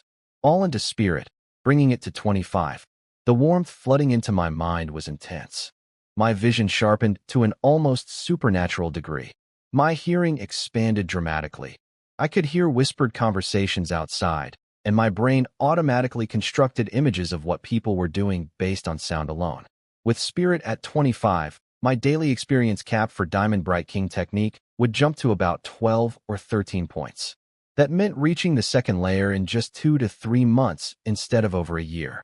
The second layer would give 10 more free attribute points, plus 30 strength and 30 agility when activated, plus 200 more permanent health. I'd also need to keep leveling through mining, advance crumbling mountain fist, practice the new blade technique, and work toward becoming a ranked Iron Coat constable. That last goal wasn't just for status. It would give me legal protection if Wu's death ever came to light. The path forward was clear. Mine for levels, train for power, climb the Bureau's ranks. Everything fed into everything else. With spirit at 25, the changes to my senses were dramatic. Vision sharper than ever. Hearing so acute I could construct mental images from sounds alone. Reaction speed noticeably faster too. Spirit wasn't just for training speed. It was transforming my entire physical awareness. I started wondering what would happen at 100 or 200 points. Then I checked my new skill, Insight. The description was simple. I could see any bad deed a person committed within the last 3 days. Once per day. I tested it on old Zhao through the doorway. After staring at him for a couple seconds, the information appeared. Zhao Air picked up a tale of silver yesterday and didn't turn it in. Petty stuff, but the implications were enormous. As a constable, this skill could help me solve cases instantly and rack up achievements. Those achievements would fuel promotions through the Iron Coat Bureau's ranks. 9, 8, 7. This single ability could carry me up the ladder. Then reality hit. I checked the ranking board. There I was, 7th place. Iron Coat Bureau, Yangling, level 13, constable. My name was now visible to every player in Divine Domain. The top 3 had already pushed to 14. Everyone at 13 was tied with me. A new name had appeared too, Wu Xiaoqing from Mountain River Sect, level 12, another player who'd gotten lucky with sect placement. The exposure worried me. Now every player knew that constable was a valid class advancement path. It was easier than joining a sect, just money and connections. Soon others would copy my route. Whether they'd also get the insight skill, I didn't know. But I was still in the top 10 out of what might be 100,000 players by now. I needed to maintain that lead. I absorbed the thief-catching blade technique. Only 100 proficiency needed for the first stage, and it boosted agility instead of strength. Exactly what I was lacking. Better yet, at the perfected stage, it could be upgraded to a stronger version called tiger-catching blade technique, probably reserved for ranked Iron Coat constables. My plan was set. Return to the Fire Crystal Mine, grind levels and train techniques. Wait for the audit that would expose Wu's embezzlement, and wait for Su Qing's return. Everything hinged on staying ahead. Meanwhile, across the world in Green Mountain City's River District, Zhang Wei had joined a street gang called the Snake Gang. He was kicking helpless dock workers into paying protection money. When he opened the ranking board and saw my name in 7th place, his face went dark with rage. My appearance on the ranking board sent ripples across Divine Domain. Players everywhere realized Constable was a valid advancement path, easier than joining a sect. Zhang Wei saw my name and went straight to the Green Mountain City government office, but got turned away. No introduction letter, no recommendation from Captain Lin, no available positions. He joined a street gang called the Snake Gang instead, beating up dock workers for protection money. That was his path. Back at the Fire Crystal Mine, Officer Chen spotted my name on the board and put it together. He asked Chen Su if it could be the same Yangling. Chen Su was skeptical. Why would a player hide his identity from other players? But Officer Chen saw the bigger picture immediately. If Constable was an advancement path, it could be the direction for all the rescue team members. Become constables, gain power in this world, and use that power to protect other trapped people. Chen Su reminded him they were still vagrants. No legal identity meant no chance at becoming constables. That reality check sobered them both. Lin Guoyang came crawling back with Wu Meng, apologizing and begging for food. Chen Su ignored him. Officer Chen told them to mine harder and feed themselves. When Lin Guoyang tried to guilt-trip Officer Chen using his real-world authority, Chen Su grudgingly pulled out 4 copper coins to shut him up. That's when I walked in. I plucked the coins right out of Chen Su's hand. This goes toward what you owe me. 996 coins left. Chen Su's face lit up, then froze when he saw my red constable uniform and the saber at my hip. I could see the gears turning in his head, connecting me to the 7th name on the ranking board. Officer Chen took a deep breath, barely containing his excitement. He'd been right. Lin Guoyang stammered, trying to figure out what was happening. I looked at him and said if he couldn't even feed his girlfriend, maybe he should save everyone the trouble and remove himself from divine domain permanently. Then I turned to Chun Su and Officer Chun. Let's talk privately. I walked through the mining village in my red constable uniform deliberately. Every miner stared. That was the point. When Mountain River Sect eventually discovered Wu's embezzlement and disappearance, my constable status would make them think twice before pointing fingers at me. Sects don't pick fights with the government's Iron Coat Bureau. In my shack, I sat down with Chun Su and Officer Chun, whose real name was Chun Guoqing, and told them the truth. I explained why I'd hidden my identity as a player, using Zhang Wei as an example of why trust had to be earned. They understood. I asked if they could see their attribute panels. They couldn't, confirming Zhang Wei had told the truth about needing to become a martial artist first. I shared the basics, levels, stats, martial arts, and how becoming a constable could be their advancement path too. The Iron Coat Bureau would provide a blade technique they could learn instantly through the game system. Chen Guoqing's eyes lit up. I'd already checked his stats, level 3, but his base attributes were excellent. Strength and agility both started at 5, which was actually better than my own initial stats in those areas. With the right guidance, he could become formidable. I told them to follow me and mine together. I'd teach them technique and take them into the tunnels where resources were richer. Manager Nyo stopped by, unsurprised by my constable uniform. In his mind, a young family scion becoming a city constable made perfect sense. He gave me permission to keep mining whenever I wasn't on duty. When he asked about Supervisor Wu, I gave him my prepared story. Wu left me halfway to the competition saying he had business, never came back, so I returned to the city alone. Neo nodded thoughtfully and didn't press further. He probably suspected something, but he was smart enough not to dig. I changed back into mining clothes and took Chen Su and Chun Guoqing into Tunnel 3. I didn't hide our route. Openly going into the tunnels under my constable authority removed any suspicion. I showed them how to find veins efficiently and taught them proper technique. By evening, I'd collected about 10 pounds of crystal. More importantly, the experience kept flowing. Chun Su managed 3 tails of crystal, triple his usual daily output. Chun Guoqing matched him. Both were grinning ear to ear, feeling real hope for the first time since entering Divine Domain. If Su Qing came through with the red gold mine position, these two would make excellent people to have on my side. My days fell into a relentless rhythm. Practice thief-catching blade technique outside at night. The shack was too small for sword work. Train Diamond Bright King technique at dawn to replace sleep and gain 13 experience points per day. Then mine all day for leveling experience. Time was never enough. The blade technique progressed fast. With spirit at 26, my proficiency climbed about 2.5 points per hour. Within days it hit 100 and broke through to initial understanding, adding 3 agility. I also leveled up to 14, putting the point into spirit as always. I tested my full combat power during a rainy night, activated Diamond Bright King technique, drew the official saber, and practiced the blade technique. My movements were blindingly fast. Raindrops couldn't touch me. I locked onto a tree about a foot thick and slashed once. It split clean in 2. That was the difference weapons made. With bare fists at 32 strength, that tree would have taken 2 or 3 punches. The saber's 20 attack points made cutting power far superior. No wonder blade and sword techniques were harder to obtain than fist arts. I decided to prioritize the blade technique over crumbling mountain fist. Once it reached perfected level, it could upgrade to the stronger tiger-catching blade technique.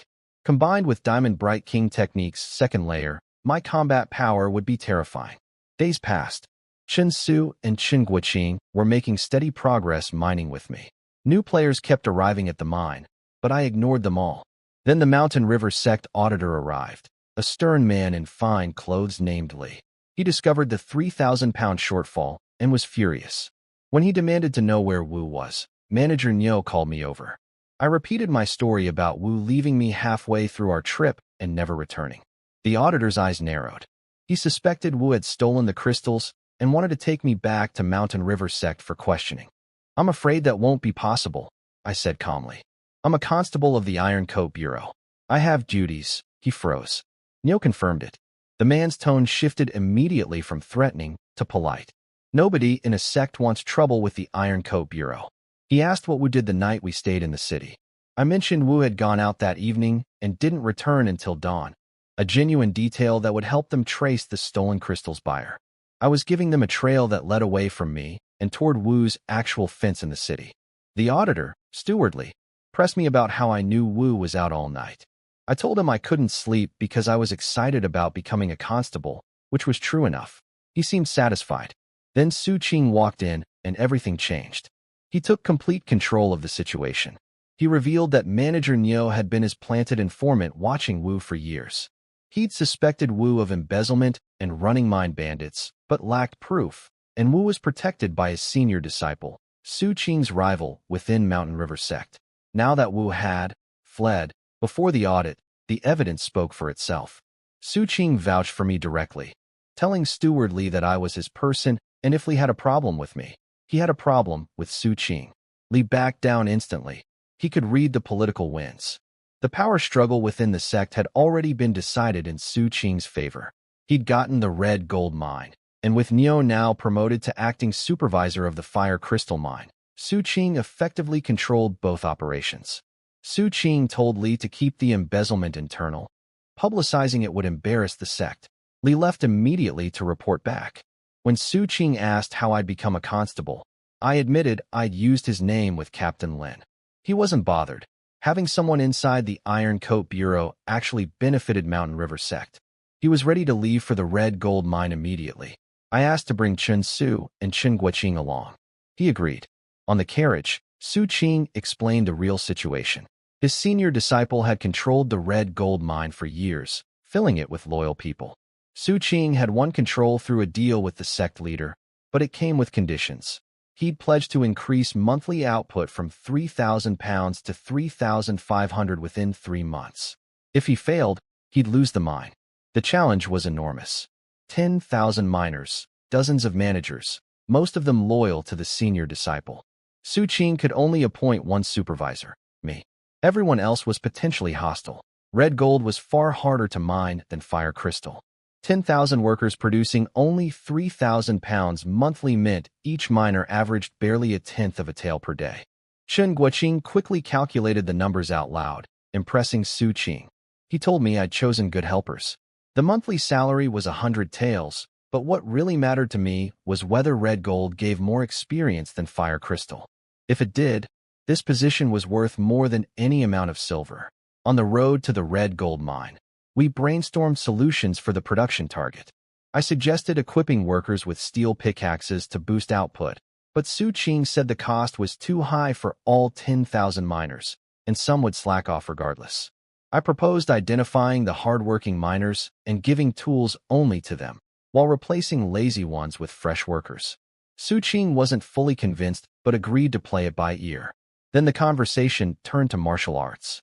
Su Qing confirmed that thief-catching blade technique could upgrade to tiger-catching blade technique at the perfected stage, a technique on par with Mountain River sect's own drawing blade art. But the requirements were steep.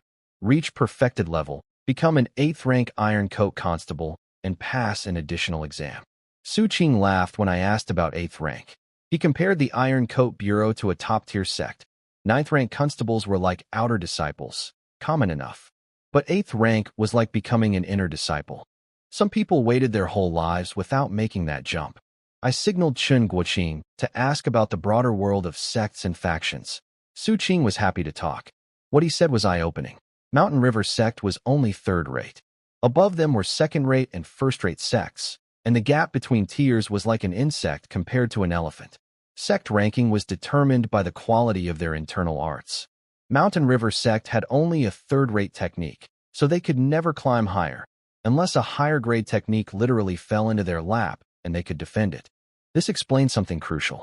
Bitter Awakening Temple probably didn't even know the stolen scripture was actually Diamond Bright King technique, a 1st-rate internal art. If they'd known its true value, they never would have let a small-time criminal get away with it. They likely thought they'd just lost a Buddhist text. That meant the search might actually be over. I breathed a little easier. Su Qing fulfilled his promise and gave me a martial arts manual, Black Tiger Fist, the same unranked technique Wu had used. A few weeks ago this would have thrilled me. Now, with my schedule already packed between Diamond Bright King technique, crumbling mountain fist, and thief-catching blade technique. I had no time for another low-tier art. But I thanked him enthusiastically and tucked it away.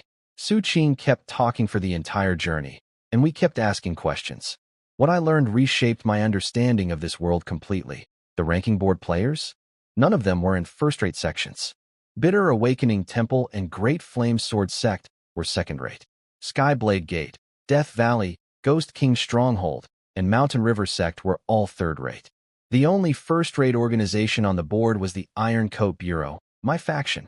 I'd chosen the Constable path as a backup plan, thinking I was settling for less. Turns out I'd accidentally joined one of the most powerful organizations in the kingdom. The Zhao Kingdom had exactly 4 first-rate sects: Divine Sect in the east, Arhut Temple in the south, Nine Immortals Dao Palace in the west, and Extreme Flame Sword Manor in the north. Each ruled their region with authority, rivaling the royal court itself. Below them were numerous second-rate and third-rate sections. The Mining Guild alone had 27 third-rate sects like Mountain River Sect under it, and the whole guild answered to Arhut Temple. This also cleared up the mystery of Diamond Bright King technique. Bitter Awakening Temple was only second-rate, and their foundation technique was the second-rate Bitter Awakening Heart Sutra. Diamond Bright King technique was first-rate. It wasn't even theirs. They probably didn't know its true value. To them, they'd just lost a Buddhist scripture, not a technique that could elevate a sect's entire ranking. This meant the search was almost certainly over for good. Then Su Qing mentioned spirit refinement pills, Eslingbon. My ears perked up. He explained that major sects used them to rapidly advance their disciples' combat techniques. Young fighters in first-rate sects could reach mastery level in multiple techniques while still young, purely through pill consumption. The price, 500 taels per pill. Each pill provided 500 proficiency points. Only the royal court and the 4 first-rate sects could produce them. Everyone else had to buy. But Su Qing suggested I could try the Iron Coat Bureau. They had their own allocation, and with the right connections, I could purchase some. That was my path forward. Become an 8th-rank Iron Coat Constable, gain access to spirit refinement pills, and use my abnormally high spirit stat to train at speeds that would make even first-rate sect disciples envious. The combination of natural training speed plus pills could make me genuinely terrifying. I had 800 taels from Wu's bank notes. That was already enough for 1 pill with change left over. But I'd need many more. The Red Gold Mine supervisor position paying 100 taels monthly suddenly felt very important. Not for the salary, but for the connections and resources it could unlock. Su Qing also hinted that if we succeeded with the production target, he might be able to arrange Mountain River sect membership for my team. Chen Su and Chun Guoqing's eyes lit up at that, though joining a third-rate sect wasn't my real ambition anymore. My eyes were on the Iron Coat Bureau's inner ranks. The Red Gold Mine was massive, far bigger than the Fire Crystal Mine. When we arrived, 12 managers were already lined up at the entrance, having been tipped off by scouts along the road. Su Qing's rival had eyes everywhere. Su Qing introduced me as the new supervisor, emphasizing my constable status. He framed it as bringing law enforcement to deal with the mine's bandit problem. The managers exchanged looks but kept their composure, greeting me politely. I could feel them sizing me up. Su Qing stayed a few days. I got a proper residence with separate rooms for Chun Su and Chun Guoqing, a huge upgrade from my leaky shack. I immediately started my routine: Diamond Bright King technique for 13 experience points per day, blade technique training all night, then surveying the mine during the day. My real purpose during the tours was scanning every miner for player attribute panels, cataloging who was a player and who wasn't. Head manager Fong Qingyang showed me around. The situation was worse than Su Qing had described. Monthly output had actually dropped to just 2,000 pounds, not 3,000. Surface deposits were drying up, and miners refused to enter the tunnels due to poisonous bugs, bandits, and collapses. Getting from 2,000 to 3,500 in 3 months seemed nearly impossible. Fong clearly thought so too. I caught the faint mockery in his eyes, though his words were diplomatic enough. He laid out the problems plainly.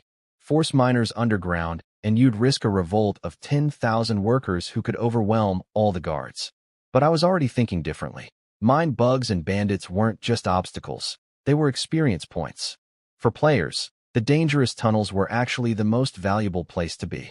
I just needed to recruit the right people. I asked Fong to show me the blacksmith shop, specifically the best tools available. He took me to a back storeroom, and that's where I found it. A red gold cranebeak pick, forged entirely from red gold. It glowed with faint white light. The stats made my heart race. White grade quality, the same tier as my treasure chest. Strength plus 10, attack power 40, and a special skill called Frenzied 10-Strike Combo. When I picked it up, power surged through me, pushing my base strength to 21 without any martial arts active. A graded weapon with a built-in skill. This was leagues beyond my steel pickaxe. If white-grade equipment was already this good, I couldn't imagine what higher tiers looked like. I could barely contain myself. I needed to get underground immediately and test this thing on some red gold ore, and see just how much experience it would give me. I claimed the red gold cranebeak pick and strapped it to my waist alongside my official saber, looking ridiculous, but I didn't care. Then I had Chun Su and Chun Guoqing each grab a steel cranebeak pick from the storeroom, each adding 5 strength points. I ordered all 103 remaining steel picks sent to my residence, plus the most detailed and current tunnel maps available. Manager Fong looked surprised, but didn't argue. I was the supervisor now, and these were mine property to allocate. My plan was straightforward. Identify the players among the miners, give them the good tools, and watch production soar. Players needed experience points to level up. They'd mine like their lives depended on it, because in this world, they literally did. I'd spotted over 100 players during my morning survey, most with decent stats showing they'd been working hard. Su Qing approved the approach. The managers snickered behind my back when they saw me heading into the tunnels personally, thinking I was naive enough to try boosting output through my own labor. They had no idea what I really was. Inside Tunnel 1, I found a vein of red gold or glowing with golden light. When I swung the cranebeak pick, sparks flew everywhere. The ore was nearly 10 times harder than fire crystal, but the experience energy that flowed into me was noticeably stronger, more per hit than fire crystal had ever given. Then I activated the pick's special skill, Frenzied 10-Strike Combo. My arms became a blur, 10 strikes in rapid succession, so fast the sounds nearly overlapped.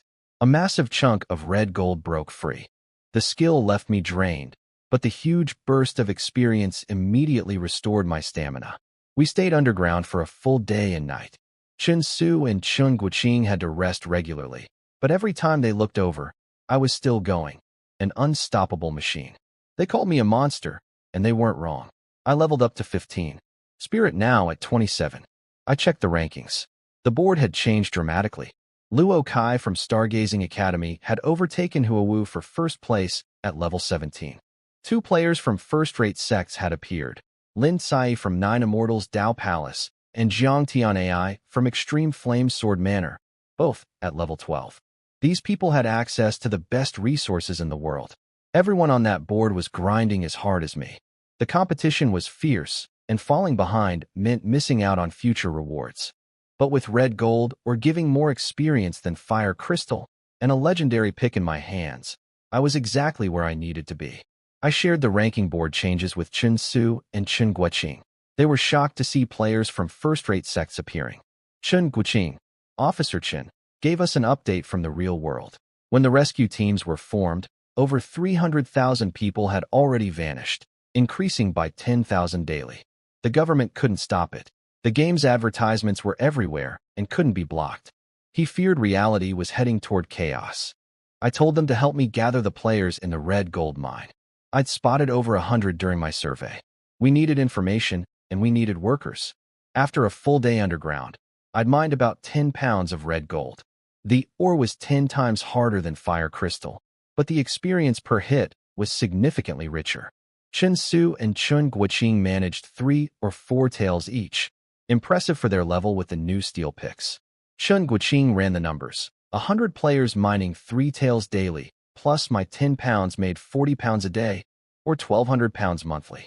Add that to the existing 2,000, and we'd be close to the 3,500 target. Difficult, but not impossible. I was also counting on Diamond Bright King Technique's second layer completing in about 2 months. The 10 free attribute points from that could go into strength for faster mining. Then Chun Su heard something in the dark. I listened. My spirit-enhanced senses picked up movement immediately. Not scorpions this time. Green eyes, dozens of them, then hundreds, filling the darkness. Mine rats, at least 1,000, fast, and probably venomous. We couldn't outrun them. They'd catch Chin Su and Chin Guoqing. I made a snap decision. There was a narrow turn in the tunnel ahead. I quickly widened it with my pick to create a choke point that only let about 10 rats through at a time. I took position at the gap with the crane beak pick in my left hand and the official saber in my right. Both weapons' strength bonuses stacked, the pick adding 10, the saber adding 3, giving me 24 base strength without even activating any techniques. With Diamond Bright King technique running, I'd hit 39. Chen Su and Chun Guoqing stood behind me with their steel picks, ready to catch anything that slipped past. The green eyes surged toward us. The rats came pouring through the choke point. I used the saber with thief-catching blade technique and sliced through 7 or 8 in seconds. Each kill sent cold experience rushing in, about the same as mining red gold ore. My stamina drained with each swing, but the experience instantly replenished it. I could fight indefinitely. An hour later, the last rat was dead. The tunnel floor was covered in bodies. Chen Su and Chun Guoqing had picked off stragglers that slipped past me, and both leveled up during the fight. I had them bag up the rat heads and carry them outside. When we dumped them in front of the other miners, the reaction was electric. Some recoiled in horror, others stared with burning anger. One man said his friend had been eaten alive by mine rats. Manager Fong hurried over, visibly surprised. I told him to clean up the mess and headed home to wash. That evening, I had Chen Su and Chun Guoqing gather all the players they could find. A young man named Wang Haodong came first, nervous and starstruck to meet someone from the ranking board. I asked him about the outside world. The news was grim. Divine Domain had become international front-page news. Cults had formed claiming they created the game. Governments had cracked down on them. Every country was sending special forces into the game to investigate. But as we knew, once you entered, you couldn't leave. Real-world society was destabilizing from the mass disappearances. When Wang Haodong entered, the numbers were already approaching hundreds of thousands and rising by 10,000 daily. I called all available players together. About 100 showed up, with some deliberately staying hidden. They stared at me with a mix of awe and desperation. I got straight to business. I told them mining gave experience and they needed to level up faster. I showed them my 10 pounds of red gold, and Chun Su and Chun Guoqing showed their 3 and 4 tails. Their jaws dropped. Most of them could barely manage 1 or 2 chin per day. I announced I was forming a mining strike team. Every member would receive a steel crane beak pick that boosted strength by 5 points. In exchange, they'd follow my orders without question, mine in the tunnels where resources were richer, work longer hours, and push harder. Anyone who disobeyed wouldn't just lose their pick. I'd make sure they couldn't work the mine at all. A few weeks ago, talk like that would have sparked outrage. But these people had been starving, struggling, and watching the ranking board climb without them. After a brief silence, the only question was, where do we pick up the tools? When the players gripped their new steel crane beak picks and felt 5 extra strength points surge through them, the excitement was electric. Wang Haodong couldn't believe it. Everyone was calculating how much faster they could mine now, how much quicker they'd level up. I shared what I knew about attribute panels, that they existed, showed stats and martial arts progress, but you could only see yours after becoming a martial artist. A sharp young man, named Li Tianai, spoke up. He'd researched becoming a martial artist and knew it required joining a sect, which was nearly impossible for vagrants like us. But he immediately saw the solution. If we leveled fast enough and our strength kept growing unnaturally, the sects themselves would come recruiting. Our player advantages would be obvious to anyone paying attention. I checked Li Tianya's stats. Level 4, but all 3 base attributes started at 5, the best starting spread I'd ever seen on a player, with spirit notably above average. A real talent. I led the whole group toward the mine. Near the entrance, I spotted Su Qing talking with an older young man. When I scanned the stranger's stats, my stomach tightened. Yang Jiwen, Mountain River Sect. Strength 32, Agility 25, Spirit 10. 3 martial arts with the sect's internal technique at thorough comprehension, 1 tier above Su Qing's. This was the senior disciple, and every one of his stats exceeded mine. Su Qing introduced him as his senior brother, claiming he was just passing through to share management advice. Yang Jiwen looked me over and asked about the day Wu disappeared. The question felt pointed. Maybe he wasn't here for Su Qing at all, but for me. Su Qing cut in and told me to take my people underground. I left without answering Yang Jiwen's question. Behind me, I heard the confrontation get ugly. Yang Jiwen dropped all pretense and told Su Qing directly. The red gold mine was too valuable for him to hold. In 3 months, it would return to Yang Jiwen's control. And during those 3 months, he'd make sure production couldn't even hit 2,500 pounds, let alone 3,500. The managers standing behind Fong Qingyang smiled. They were all Yang Jiwen's people. The deck was completely stacked against us.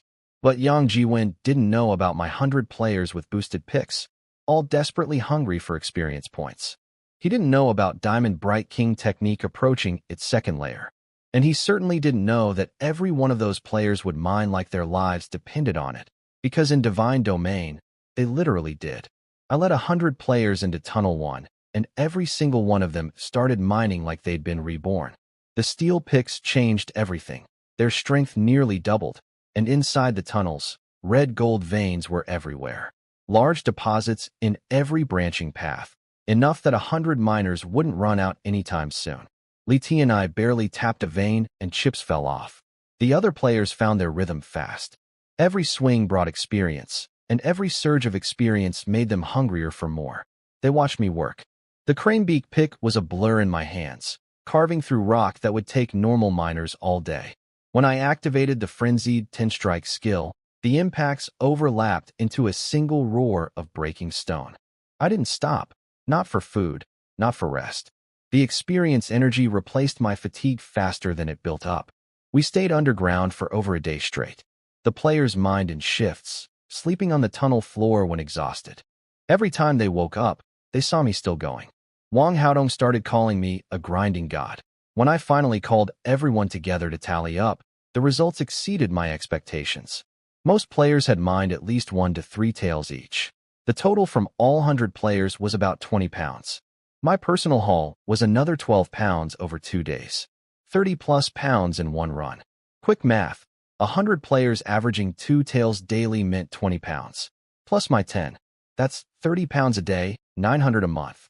If the regular 10,000 miners could maintain at least 2,600 pounds monthly, we'd hit the 3,500 target. I gave everyone 6 hours to wash and rest, then told them to reassemble at the tunnel entrance.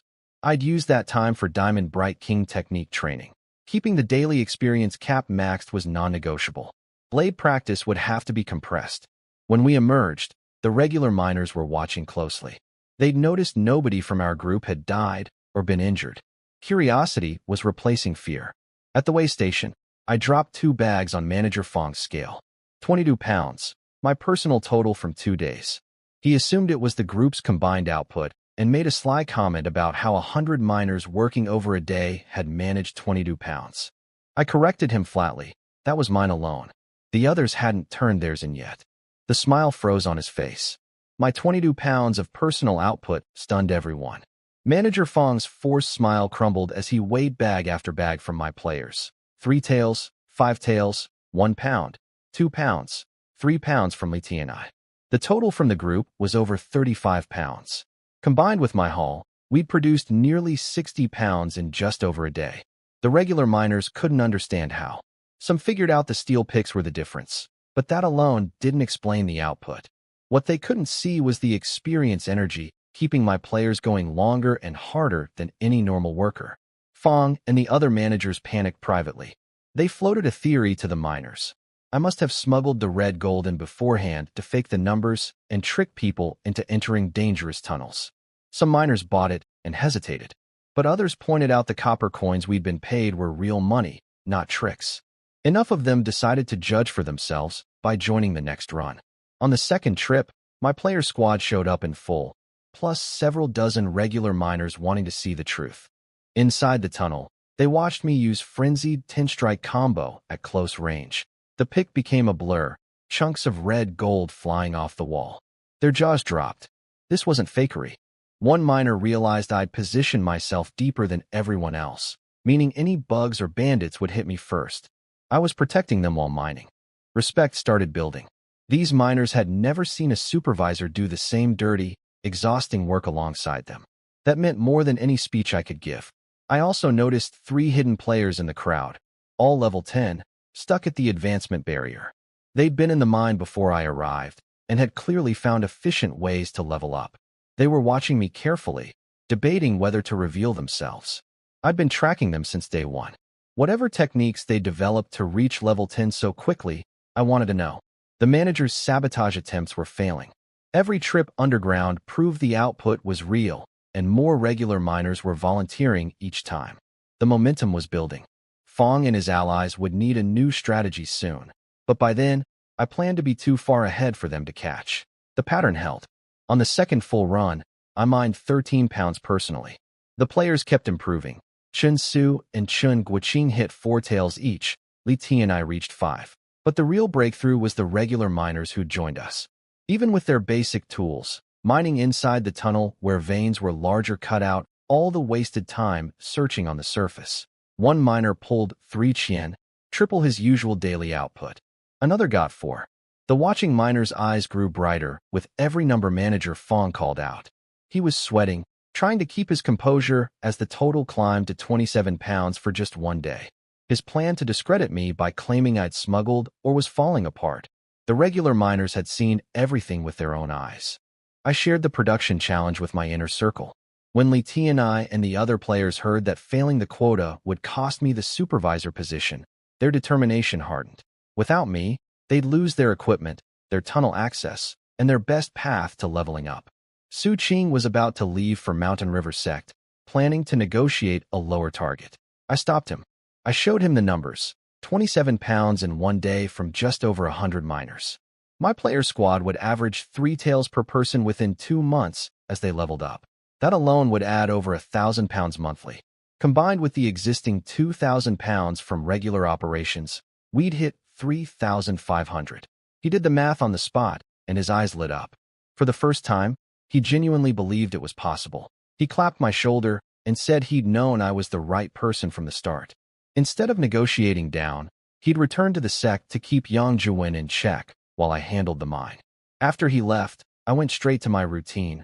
Wash, train Diamond Bright King technique for the daily cap, practice blade technique, then back to the tunnels.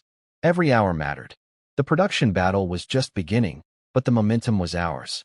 6 hours later, I arrived at Tunnel 1 to find it lit up like a festival. 400 or 500 miners stood waiting with torches. The word had spread. Mining with the supervisor was safe and profitable. They followed me underground without hesitation. Manager Fong watched from a distance, his face dark. I overheard him mention to another manager that Yang Jiwen had given him one final method to shut everything down, something that would make miners never want to enter the tunnels again. He wouldn't say what it was. Underground, the new miners saw my speed firsthand and finally believed. The tunnel was enormous. 500 people barely filled it, and every branch had red gold veins large enough to keep someone busy for days. But I noticed something troubling. One miner in his 20s slipped away from the group into a deeper passage. I tracked his movements through my enhanced hearing. He stopped somewhere, opened a box, placed something glowing on the ground, a red gold mineral spirit, then returned to his mining spot. Minutes later, I sensed movement from that direction. Something was gathering around the bait. He was one of Fong's people. They were luring mine bugs deeper into the tunnels, creating the very danger they claimed made mining impossible. This was the sabotage. I kept mining and leveled up to 16. Spirit now at 28. The experience from Red Gold was excellent. 2.5 days of mining per level. Then I checked the ranking board, and my blood went cold. Everything had changed. Lin Sai from 9 Immortals Dao Palace had rocketed to first place at level 19. Jiang Tian AI was second at 18. 3 new names had appeared. Players from the 4 great first-rate sects, dominating the top 4 spots. The resources of those sects were clearly overwhelming. But the worst part, Luo Kai was gone. The player who'd held first place at level 17 from Stargazing Academy completely vanished from the board. The only explanation was death. The number 1 ranked player in all of Divine Domain had been killed. Before I could process that, Chen Su came sprinting toward me, face white with terror. Mind bugs. There are mind bugs coming. Fong's final method.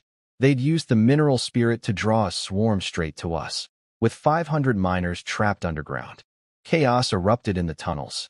Black shapes were flying at miners from every direction, giant mantis-like bugs called red gold mantises, fist-sized with razor-sharp forelegs and venomous fangs.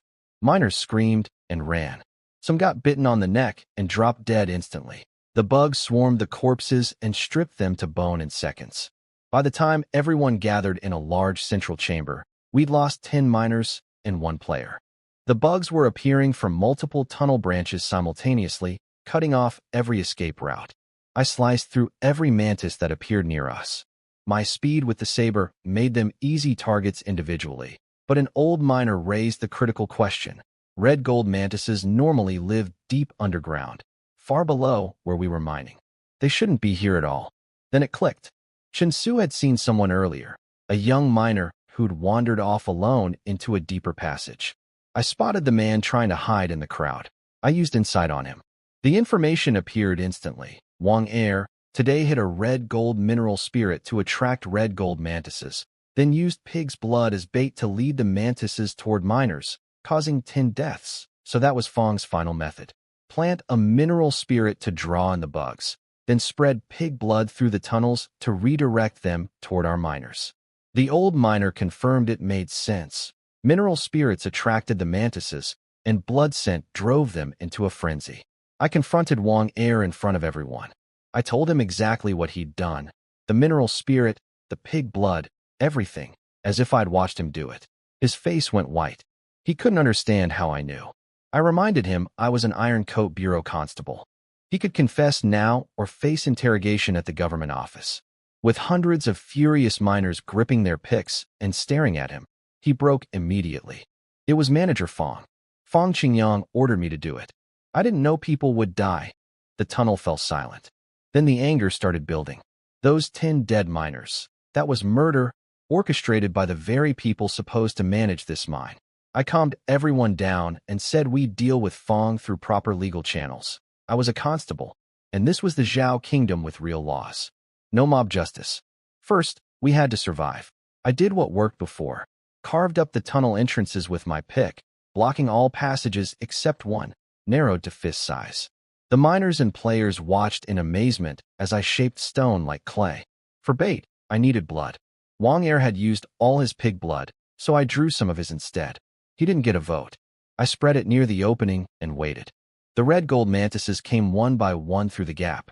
Each one met my blade or pick instantly. The experience per kill was better than mining, and something felt off about the accumulation. I'd just leveled up from mining, but after killing roughly 1,000 mantises, I leveled again to 17. Combat experience seemed to have some kind of multiplier. I let Chen Su, Chun Guoqing, and Li Tianai handle some that slipped through for practice.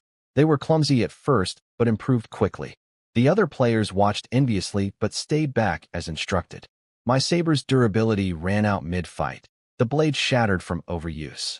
I switched to the crane beak pick and kept going without missing a beat. The 3 hidden level. 10 players were watching everything closely. I could tell from their behavior they were professional gold farmers like me. They recognized the monster funneling technique immediately. After 2 hours, the mantises stopped coming. I drew more blood from Wang Er and waited. Only a trickle appeared. The swarm was finished.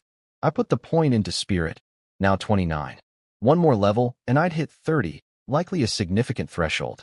I told everyone to wait while I went deeper to recover the mineral spirit as evidence against Fong. When I found it, the mantises around it were all dead. But behind the glowing mineral spirit sat something unexpected, a pulsing mass of flesh wrapped in blood vessels, breathing slowly. The system identified it. Great Mother Red Gold Mantis Egg. Unclaimed. Option to bind his owner. A pet system. This world had tamed creatures. I thought it over briefly, then bound it. Whatever hatched from this egg would be mine. Deep in the tunnel, behind where the mineral spirit sat, I found something extraordinary. A pulsing egg wrapped in blood vessels, breathing slowly. The system identified it as a Great Mother Red Gold Mantis Egg. Unclaimed, available for binding. I bound it. The egg hatched instantly. A tiny mantis emerged, ate its own shell, and hopped into my palm. Unlike the black combat mantises, This one was pure white and crystalline, like a gemstone. I named her Little White. Her stats were impressive for a newborn. Strength 5, Agility 10, Spirit 2. She had a level, meaning she could grow. And she had a special skill, gold seeking. When I tested it, she flew deep into the tunnel and hovered over a spot. I dug down and found a massive red gold vein. I had her locate dozens more, marking each on my map. My attribute panel now showed a secondary class, Beast Tamer. The ranking board only displayed my primary class, Constable, keeping the pet system hidden. I'd climbed to 5th place at level 17. I tucked Little White into my collar and headed back with the mineral spirit as evidence. When we emerged, I confronted Fong publicly. 400 miners stood behind me in silence, staring at him. Wang Er stood at my side with his head down. I announced everything. Fong had ordered Wang Er to plant the mineral spirit, lure the mantises with pig blood, and deliberately create a catastrophic mining disaster. 10 miners were dead because of him. Fong denied it. He said I was framing him, that he'd just resign if I didn't want him around. I reminded him I was an Iron Coat Bureau constable. Resignation wasn't an option. When he invoked Yang Jiwen's name as protection, I asked if Yang Jiwen was planning to rebel against the government. That shut him up fast. I turned to the other 11 managers and asked if they were involved. They fell over themselves denying it. Then I moved. Before Fong could react, I was in front of him. He tried to fight back. He was a martial artist after all, but against my stats, it was nothing. I broke both his arms and both his legs by hand. The snapping sounds echoed across the mine. He collapsed screaming. The managers went pale. They'd known Fong was a fighter. Watching him get dismantled in seconds told them everything they needed to know about what would happen if they caused trouble while I was gone. I told them to keep things running while I took Fong and Wang Er to the Green Mountain City government office. If anything went wrong while I was away, they'd end up the same way. I delivered Fong and Wang Er to Captain Lin in Green Mountain City. He reviewed the evidence and witness testimonies, then sent them straight to prison. 10 dead miners meant execution. They'd never see daylight again. But Lin had bigger news. The Iron Coat Bureau had been investigating Wu's stolen fire crystal, and the trail led somewhere terrifying. Wu had been selling to the Rong tribe in the north, the Zhao Kingdom's sworn enemy for nearly a century. This wasn't just theft. It was treason. A senior bureau official was arriving tomorrow to investigate. Lin wanted me to stay and meet them since I was connected to the case through Wu. My mind raced. Was it just Wu acting alone, or was Yang Jiwen involved in the treason too? Either way, Lin assured me Mountain River Sect wouldn't suffer as long as they weren't knowingly involved. I relaxed slightly. I sent the witness miners back to the red gold mine with a message for Chun Su to pause operations until I returned. That night, I trained in the empty quarters, Diamond Bright King technique, and blade practice as usual. The next morning, I went out for breakfast. A massive man blocked my path and called my name. I checked his stats while biting into a steamed bun. Wu Man Strength 31, Agility 12, Spirit 7. 3 martial arts including Crumbling Mountain Fist at Mastery level and an internal art called Mixed Iron Technique at Thorough Comprehension. From a sect called Giant Spirit Gate. He demanded I come with him or die. Old Zhao from the constable station happened to walk by. I used his appearance to establish witnesses, yelled that Wu's accomplice had appeared, and told Zhao to alert Captain Lin. The moment Zhao was clear, I struck first. Diamond Bright King technique activated. Strength 36 with the crane beak pick. I used Frenzied 10 strike, all 10 hits landing on the same spot on his body. He activated Mixed Iron technique in response. His skin turned hard as metal. My pick hitting him rang like striking iron.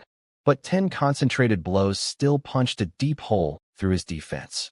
When he powered up fully, his strength hit 47 through stack techniques. Crumbling Mountain Fist at Mastery, adding 12 points on top of everything else. His punches felt like a mountain collapsing. His defense was incredible. We were deadlocked. I was faster, he was tougher. Neither could finish the other quickly. Then he snarled, "My brother died at your hands. Tell me where his body is, Wu's brother." That's who this was. I couldn't let him live. He knew too much. If he talked, too many threads would unravel. Wu's death, the bodies, everything. I whispered to Little White hiding in my collar, "Blind him." Wu Man was a monster. When a startled horse charged toward us, he punched its head and shattered it in one blow. His power at 47 strength was terrifying. One clean hit would probably kill me even with 210 health. But I had speed. My agility advantage let me dodge everything he threw. His crumbling mountain fist at mastery level created an illusion of a mountain collapsing behind each punch, some kind of martial pressure effect. Strangely, it didn't affect me at all. I suspected my spirit at 29 was too high for it to work on me. He was burning through his internal energy fast with mixed iron technique, keeping his skin like metal. I just had to wait. In the crowd, I spotted Zhang Wei watching, and fresh players who just entered Divine Domain were gawking at the fight, excited about seeing real martial artists, already planning to find teachers. They had no idea what was coming for them. When Wu Man started slowing down, I struck. I called Little White. A flash of white, and Wu Man screamed. His eye sockets were empty, blood pouring down his face. Little White had gouged out both eyes in a single pass.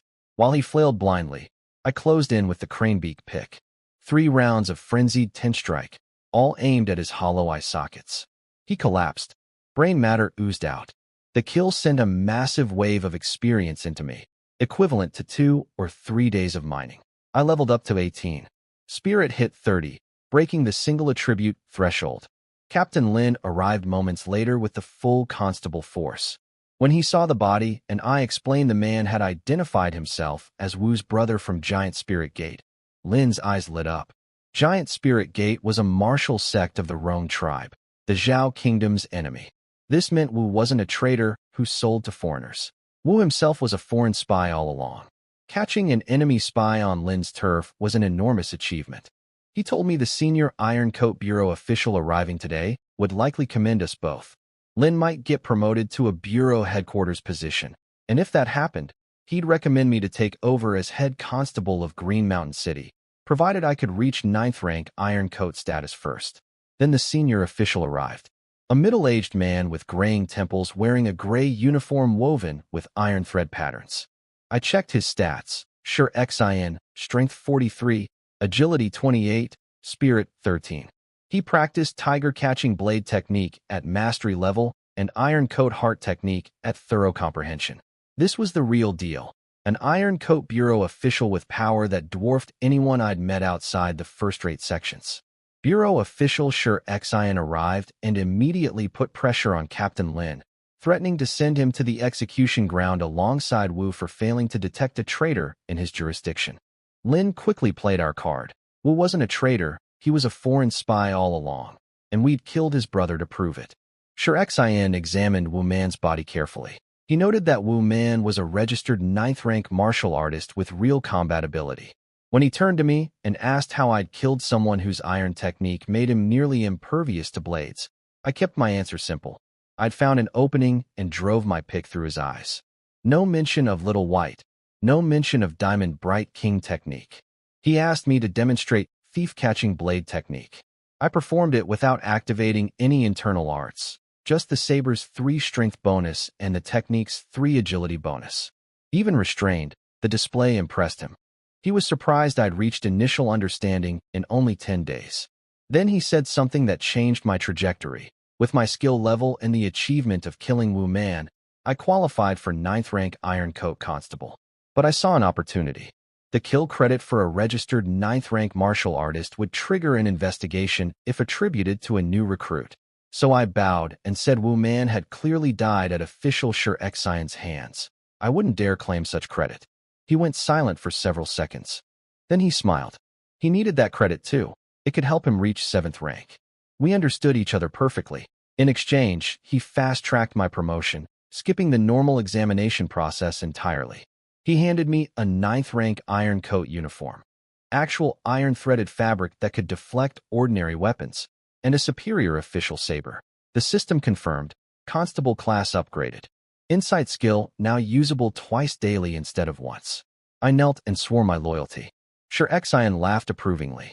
Captain Lin stood there realizing it had taken him 7 or 8 years to reach the rank I'd just achieved in weeks. From vagrant miner to 9th rank Iron Coat Constable. Every step had been calculated, every opportunity seized. And I was still climbing. The new gear was incredible. The 9th rank Iron Coat uniform added 100 health points, pushing me to 310. The upgraded saber gave 5 strength and 25 attack power, a massive improvement over the basic constable equipment. Sure xin explained the martial world's ranking system over T.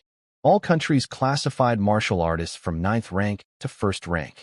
To qualify for even 9th rank, you needed at least 1 internal art, any grade, even unranked. Pure combat technique users couldn't be ranked at all. The Zhao Kingdom had approximately 350,000 registered martial artists, though the real number was higher since many avoided registration, including fighters from the 4 great sects. I processed what this meant for players. We had advantages NPCs didn't. Class advancement with exclusive skills, proficiency-based training speed, and leveling with free attribute points. My personal edge was even greater. Free points I could assign anywhere, while other players could only gain specific stats through specific training. Then old Zhao dragged in 2 suspicious men caught lurking near the government office. I used insight on both. The first, Lin Mu, had been smuggling illegal fire crystal out of the city 2 days ago, almost certainly connected to Wu's spy network. The second, Zhang San, had murdered a city guard soldier yesterday and hidden the body at home. I didn't reveal insight directly. Instead, I sniffed Lin Mu's clothes and pointed out fire crystal residue on his sleeve, a detail my enhanced senses genuinely detected. Sure xin verified it, and was delighted. For Zhang San, I noted the faint blood smell on him. He panicked and tried to claim he'd just gutted a fish, but his terror betrayed him. Sure xin and Lin both saw through it immediately. Sure xin was genuinely impressed now. He stood in front of me and made a promise. If I raised my thief-catching blade technique to perfected level, he would personally sponsor me for the 8th rank Iron Coat Constable examination. 8th rank, Inner Disciple equivalent. Access to tiger-catching blade technique and Iron Coat heart technique. A path to real power within a first-rate organization. All I needed was time and training. And with the red gold mines experience flowing in, spirit climbing higher every level, and spirit refinement pills potentially within reach, that timeline was shrinking fast. I stayed in Green Mountain City for several days while Sure xin dismantled Wu's spy network. Using Lin Mu and Zhang San as starting threads, they pulled out nearly 100 people, merchants, smugglers, even some city guards. Sure xin was beaming. I used every free moment to train. With spirit at 30, my daily Diamond Bright King technique cap had reached 15 experience points. The rest of my time went to blade practice, where proficiency climbed 60 to 70 points daily. In just 4 days, thief-catching blade technique hit 502 out of 1,000. The other constables noticed I never stopped training, day or night. They always found me swinging the saber. Old Zhao told Sure xin about it. Sure xin called it the character of someone obsessed, and said obsession was the key to mastering anything. On his last day, Sure xin tested me by attacking without warning. I reacted on instinct, but he had me in 8 moves with his blade at my throat. His 28 agility and mastery-level tiger-catching blade technique were leagues above me, but he was pleased with my progress. Then came the real gift. Sure xin said the Bureau would reward him 5 spirit refinement pills for this case, but his techniques were already at mastery level, making the pills less useful to him. He handed me the entire bottle, all 5 pills. 5 pills, 2,500 proficiency points, worth 3,000 taels on the black market. Lin and the other constables nearly choked. I accepted with deep gratitude and bowed. Back at the red gold mine, the news was excellent. Fang's arrest had terrified the remaining 11 managers into compliance. Daily output had jumped from 60 or 70 pounds to over 100. With my mining team added back in, the 3,500-pound monthly target wasn't just achievable, we'd likely exceed it.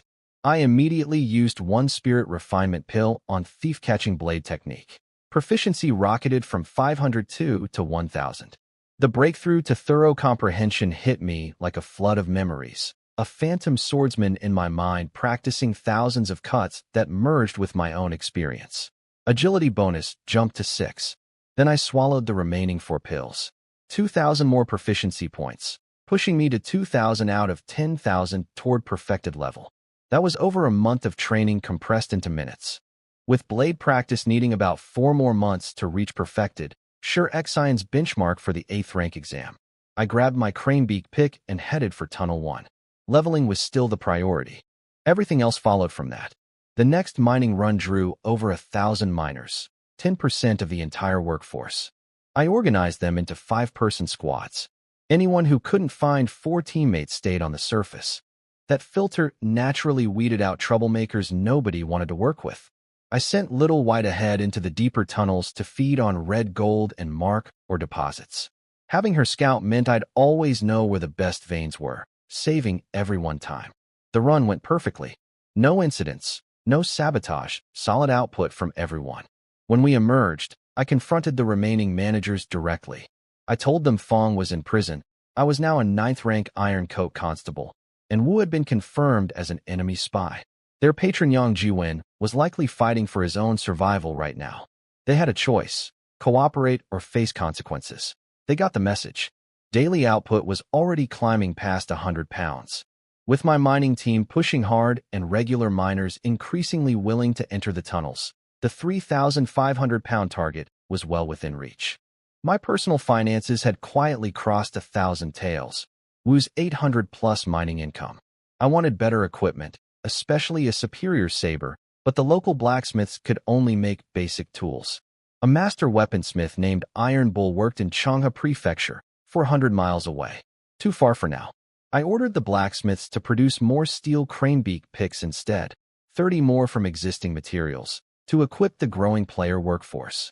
Then, back at my residence, the 3-level, 10 players who'd been hiding their identities were waiting for me. Yang Ling, the 3 of us are actually players too. I'd known since day 1.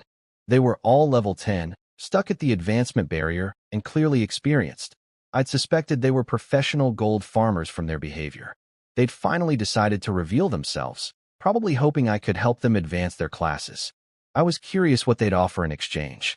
Players at level 10 with unknown leveling techniques could be valuable allies or competitors. Time to hear what they had to say. The 3 hidden players finally revealed themselves. I pretended to be surprised. They were all level 10, stuck without advancement, and couldn't see their stats. The oldest one, Gao Chun, did the talking. They wanted to buy my Black Tiger Fist manual. I set the price at 500 taels. They balked. They'd only saved about 100 between the 3 of them. When Gao Chun offered 5 million in real-world currency to be transferred after we escaped Divine Domain, I shut that down cold. Nobody was getting out. Real money meant nothing here. Only in-game silver kept you alive. Then Gao Chun played his real card, a secret, a monster farming location that could rocket my level. I was interested. I dropped the price to 100 taels plus the secret. He told me about Tunnel 36, where a hidden underground river led to a stone grotto filled with insect pupae, thousands of them. Each pupa could be crushed underfoot and gave massive experience, more than even the red gold mantises. His team had found this place and blasted from nothing to level 10 in a single day. They were probably among the first 30 players to hit 10, but without advancement paths, they'd been stuck ever since. I confirmed they were professional gold farmers like me. That explained their efficiency and caution. I had Gao Chun lead me to the spot. We swam several miles down the underground river and climbed into the grotto. The sight was staggering. Countless pupae covering every surface. Some kind of mind bug breeding ground. If these all hatched, the tunnel would become a death trap. I stomped one pupa. It popped, and the experience that flowed in was enormous. More than a red gold mantis kill. Gao Chun hadn't exaggerated. I handed over the Black Tiger Fist manual. He absorbed it instantly and confirmed he could now see his attribute panel. He was officially a martial artist. The 3 of them left through the river. The moment they were gone, Little White burst from my collar and started devouring pupae eagerly. I looked at the vast field of experience points stretching out before me, thousands upon thousands of pupae waiting to be crushed. Time to grind. The grotto was a gold mine of experience. Deeper in, the pupae were packed so densely I could crush 10 with a single step. In under an hour, I leveled to 19. I tried putting the point into Spirit, and the system rejected it. Spirit was capped at 30 without a corresponding spiritual cultivation technique. I'd need a specific type of martial art to break through. Something to ask Su Qing about later. I switched to Agility instead. Level 19 and 20 both went into Agility, bringing it to 7, then 8. When I hit level 20, the announcement came. First player in all of Divine Domain. out of over 1 million, to reach level 20. The reward materialized, a silver random chest, 2 tiers above my first white chest, when it should have only been blue. Being first gave a quality bonus. Inside was a martial technique manual. My heart sank briefly. I already had more techniques than training time. Then I read the name. Lingering void steps. First-rate movement technique. First-rate. Like Diamond Bright King technique. The details made my head spin. Initial understanding gave 12 agility. Thorough comprehension 24, perfected 36, mastery 48, and transcendence an insane 80 agility, plus the ability to walk on air. Even at thorough comprehension, combined with Diamond Bright King technique and Thief Catching Blade, my total agility would hit 52. Fast enough to escape virtually anyone I'd encountered. I absorbed it immediately, then kept stomping pupae while practicing the footwork. Proficiency and experience climbing simultaneously. I pushed through to level 21 before the grotto ran dry. Little White had eaten her fill too. She'd grown 3 times her original size, body hard as red gold, and jumped to level 5. Every level gave her 1 point in all 3 stats, which was extraordinary growth. Then, as I was swimming out through the underground river, I glanced back and saw something enter the grotto. Something enormous. Its stats were all question marks, every single attribute unreadable. A creature called Tyrant Ghost Spider. I swam for my life and didn't stop until I was safely outside Tunnel 36. Those pupae were its children. We'd been stomping its babies. I checked the ranking board. My name sat at the very top. Yang Ling, Iron Coat Bureau, level 21, Constable. First place. The 4 great sect disciples were at 19 to 20, a full level or 2 behind me. Huewu had fallen to 6th at 17. From Vagrant Miner to the number 1 ranked player in Divine Domain. The gap between me and the rest was becoming a cliff. But somewhere in the depths of Tunnel 36, a creature with unmeasurable power was probably very, very angry about its missing children. I sealed Tunnel 36 immediately, claiming dangerous mind bugs inside. The real reason was that terrifying creature with unmeasurable stats. Gao Chen's team probably thought I was just protecting their secret grinding spot. I shifted my focus. Mining took only 2 or 3 hours daily, just enough to maintain progress. The rest went to Diamond Bright King technique for 15 daily experience points, and lingering void steps for proficiency. With Spirit at 30, my training speed was impressive, 3 proficiency points per hour. Lingering void steps hit initial understanding in just 2 days, boosting agility by 12. I kicked myself for using all 5 spirit refinement pills on Thief Catching Blade technique. If I'd saved 2, I could have immediately pushed void steps to thorough comprehension. I put my level up attribute points into agility now. Spirit was capped at 30 without a special cultivation technique, which I didn't have yet. Something to investigate later. Over 2 weeks, I leveled only once to 22, and my ranking slipped to 5th as the 4 great sect disciples pushed ahead. Lin Tsai reached 23, but I didn't care about the rankings right now. I was building something more important. On the 15th day, lingering void steps broke through to thorough comprehension. When I activated everything, Diamond Bright King technique, plus void steps, plus Thief Catching Blade, my agility hit 54. I could cross 10 meters in a single step. My blade moved like a storm, and dust swirled in my wake for seconds after I stopped. Against someone like Wu Man, I'd now be untouchable. Then Su Qing's cousin Su Shan arrived with 3 Mountain River sect members to escort the monthly red gold shipment. The production count, 3,782 pounds, well above the 3,500 target. Su Shan was thrilled. Su Qing's pledge to the sect master was fulfilled. The 11 remaining managers stood with complicated expressions. They'd been powerless to stop the surge. Thousands of regular miners were now voluntarily entering the tunnels daily, making sabotage impossible. Su Shan also mentioned that Su Qing's master wanted to ask me about the Wu case. I'd need to personally escort the red gold to Mountain River sect headquarters. A month ago, that summons would have worried me. Now, I was a 9th rank Iron Coat constable with agility that could outrun nearly anyone in the kingdom. Mountain River sect wouldn't dare touch me. On the road to Mountain River sect, I rode alongside Su Shan with the red gold convoy. I steered our conversation toward martial arts, fishing for information. He mentioned something called intent, a higher manifestation of martial technique mastery that required natural talent. He said the divine sect possessed a technique called the divine path scripture that could boost spiritual perception and training speed. That sounded exactly like the spirit-enhancing cultivation art I needed to break past my cap of 30. Filed that away for the future. Then one of the escort disciples rode back with a warning. A tea stand ahead had suspicious customers. Over a dozen people with fighters' hands. Sushan and I rode ahead to investigate. I checked their stats instantly. Almost all were martial artists from Giant Spirit Gate, the same Rong tribe sect as Wu Man. They were here for revenge. One of them recognized me and screamed for the others to attack. 8 rushed me while 2 kept Sushan pinned. The 3 Mountain River sect disciples at the rear were about to abandon us and flee with the cargo. I didn't even need Diamond Bright King technique. Just lingering void steps and thief-catching blade technique. 39 agility total. I vanished from their sight. 3 heads flew. Then 3 more. The remaining fighters died before they could react, each killed with a single slash. None of them had Wu Man's iron skin defense. Cutting through them was like slicing vegetables. The whole fight lasted seconds. Sushan stood there speechless. The tea stand owner was on the ground in shock. I pulled out my iron coat badge and announced that the Rong spies had been eliminated. Sushan stammered, asking if I was a 9th-rank martial artist. I told him I hadn't been formally tested yet, meaning my power was there, just unregistered.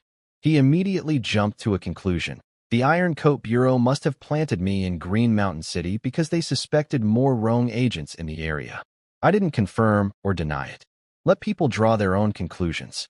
The Iron Coat Bureau would assume Mountain River Sect trained me. Mountain River Sect would assume the Bureau developed me.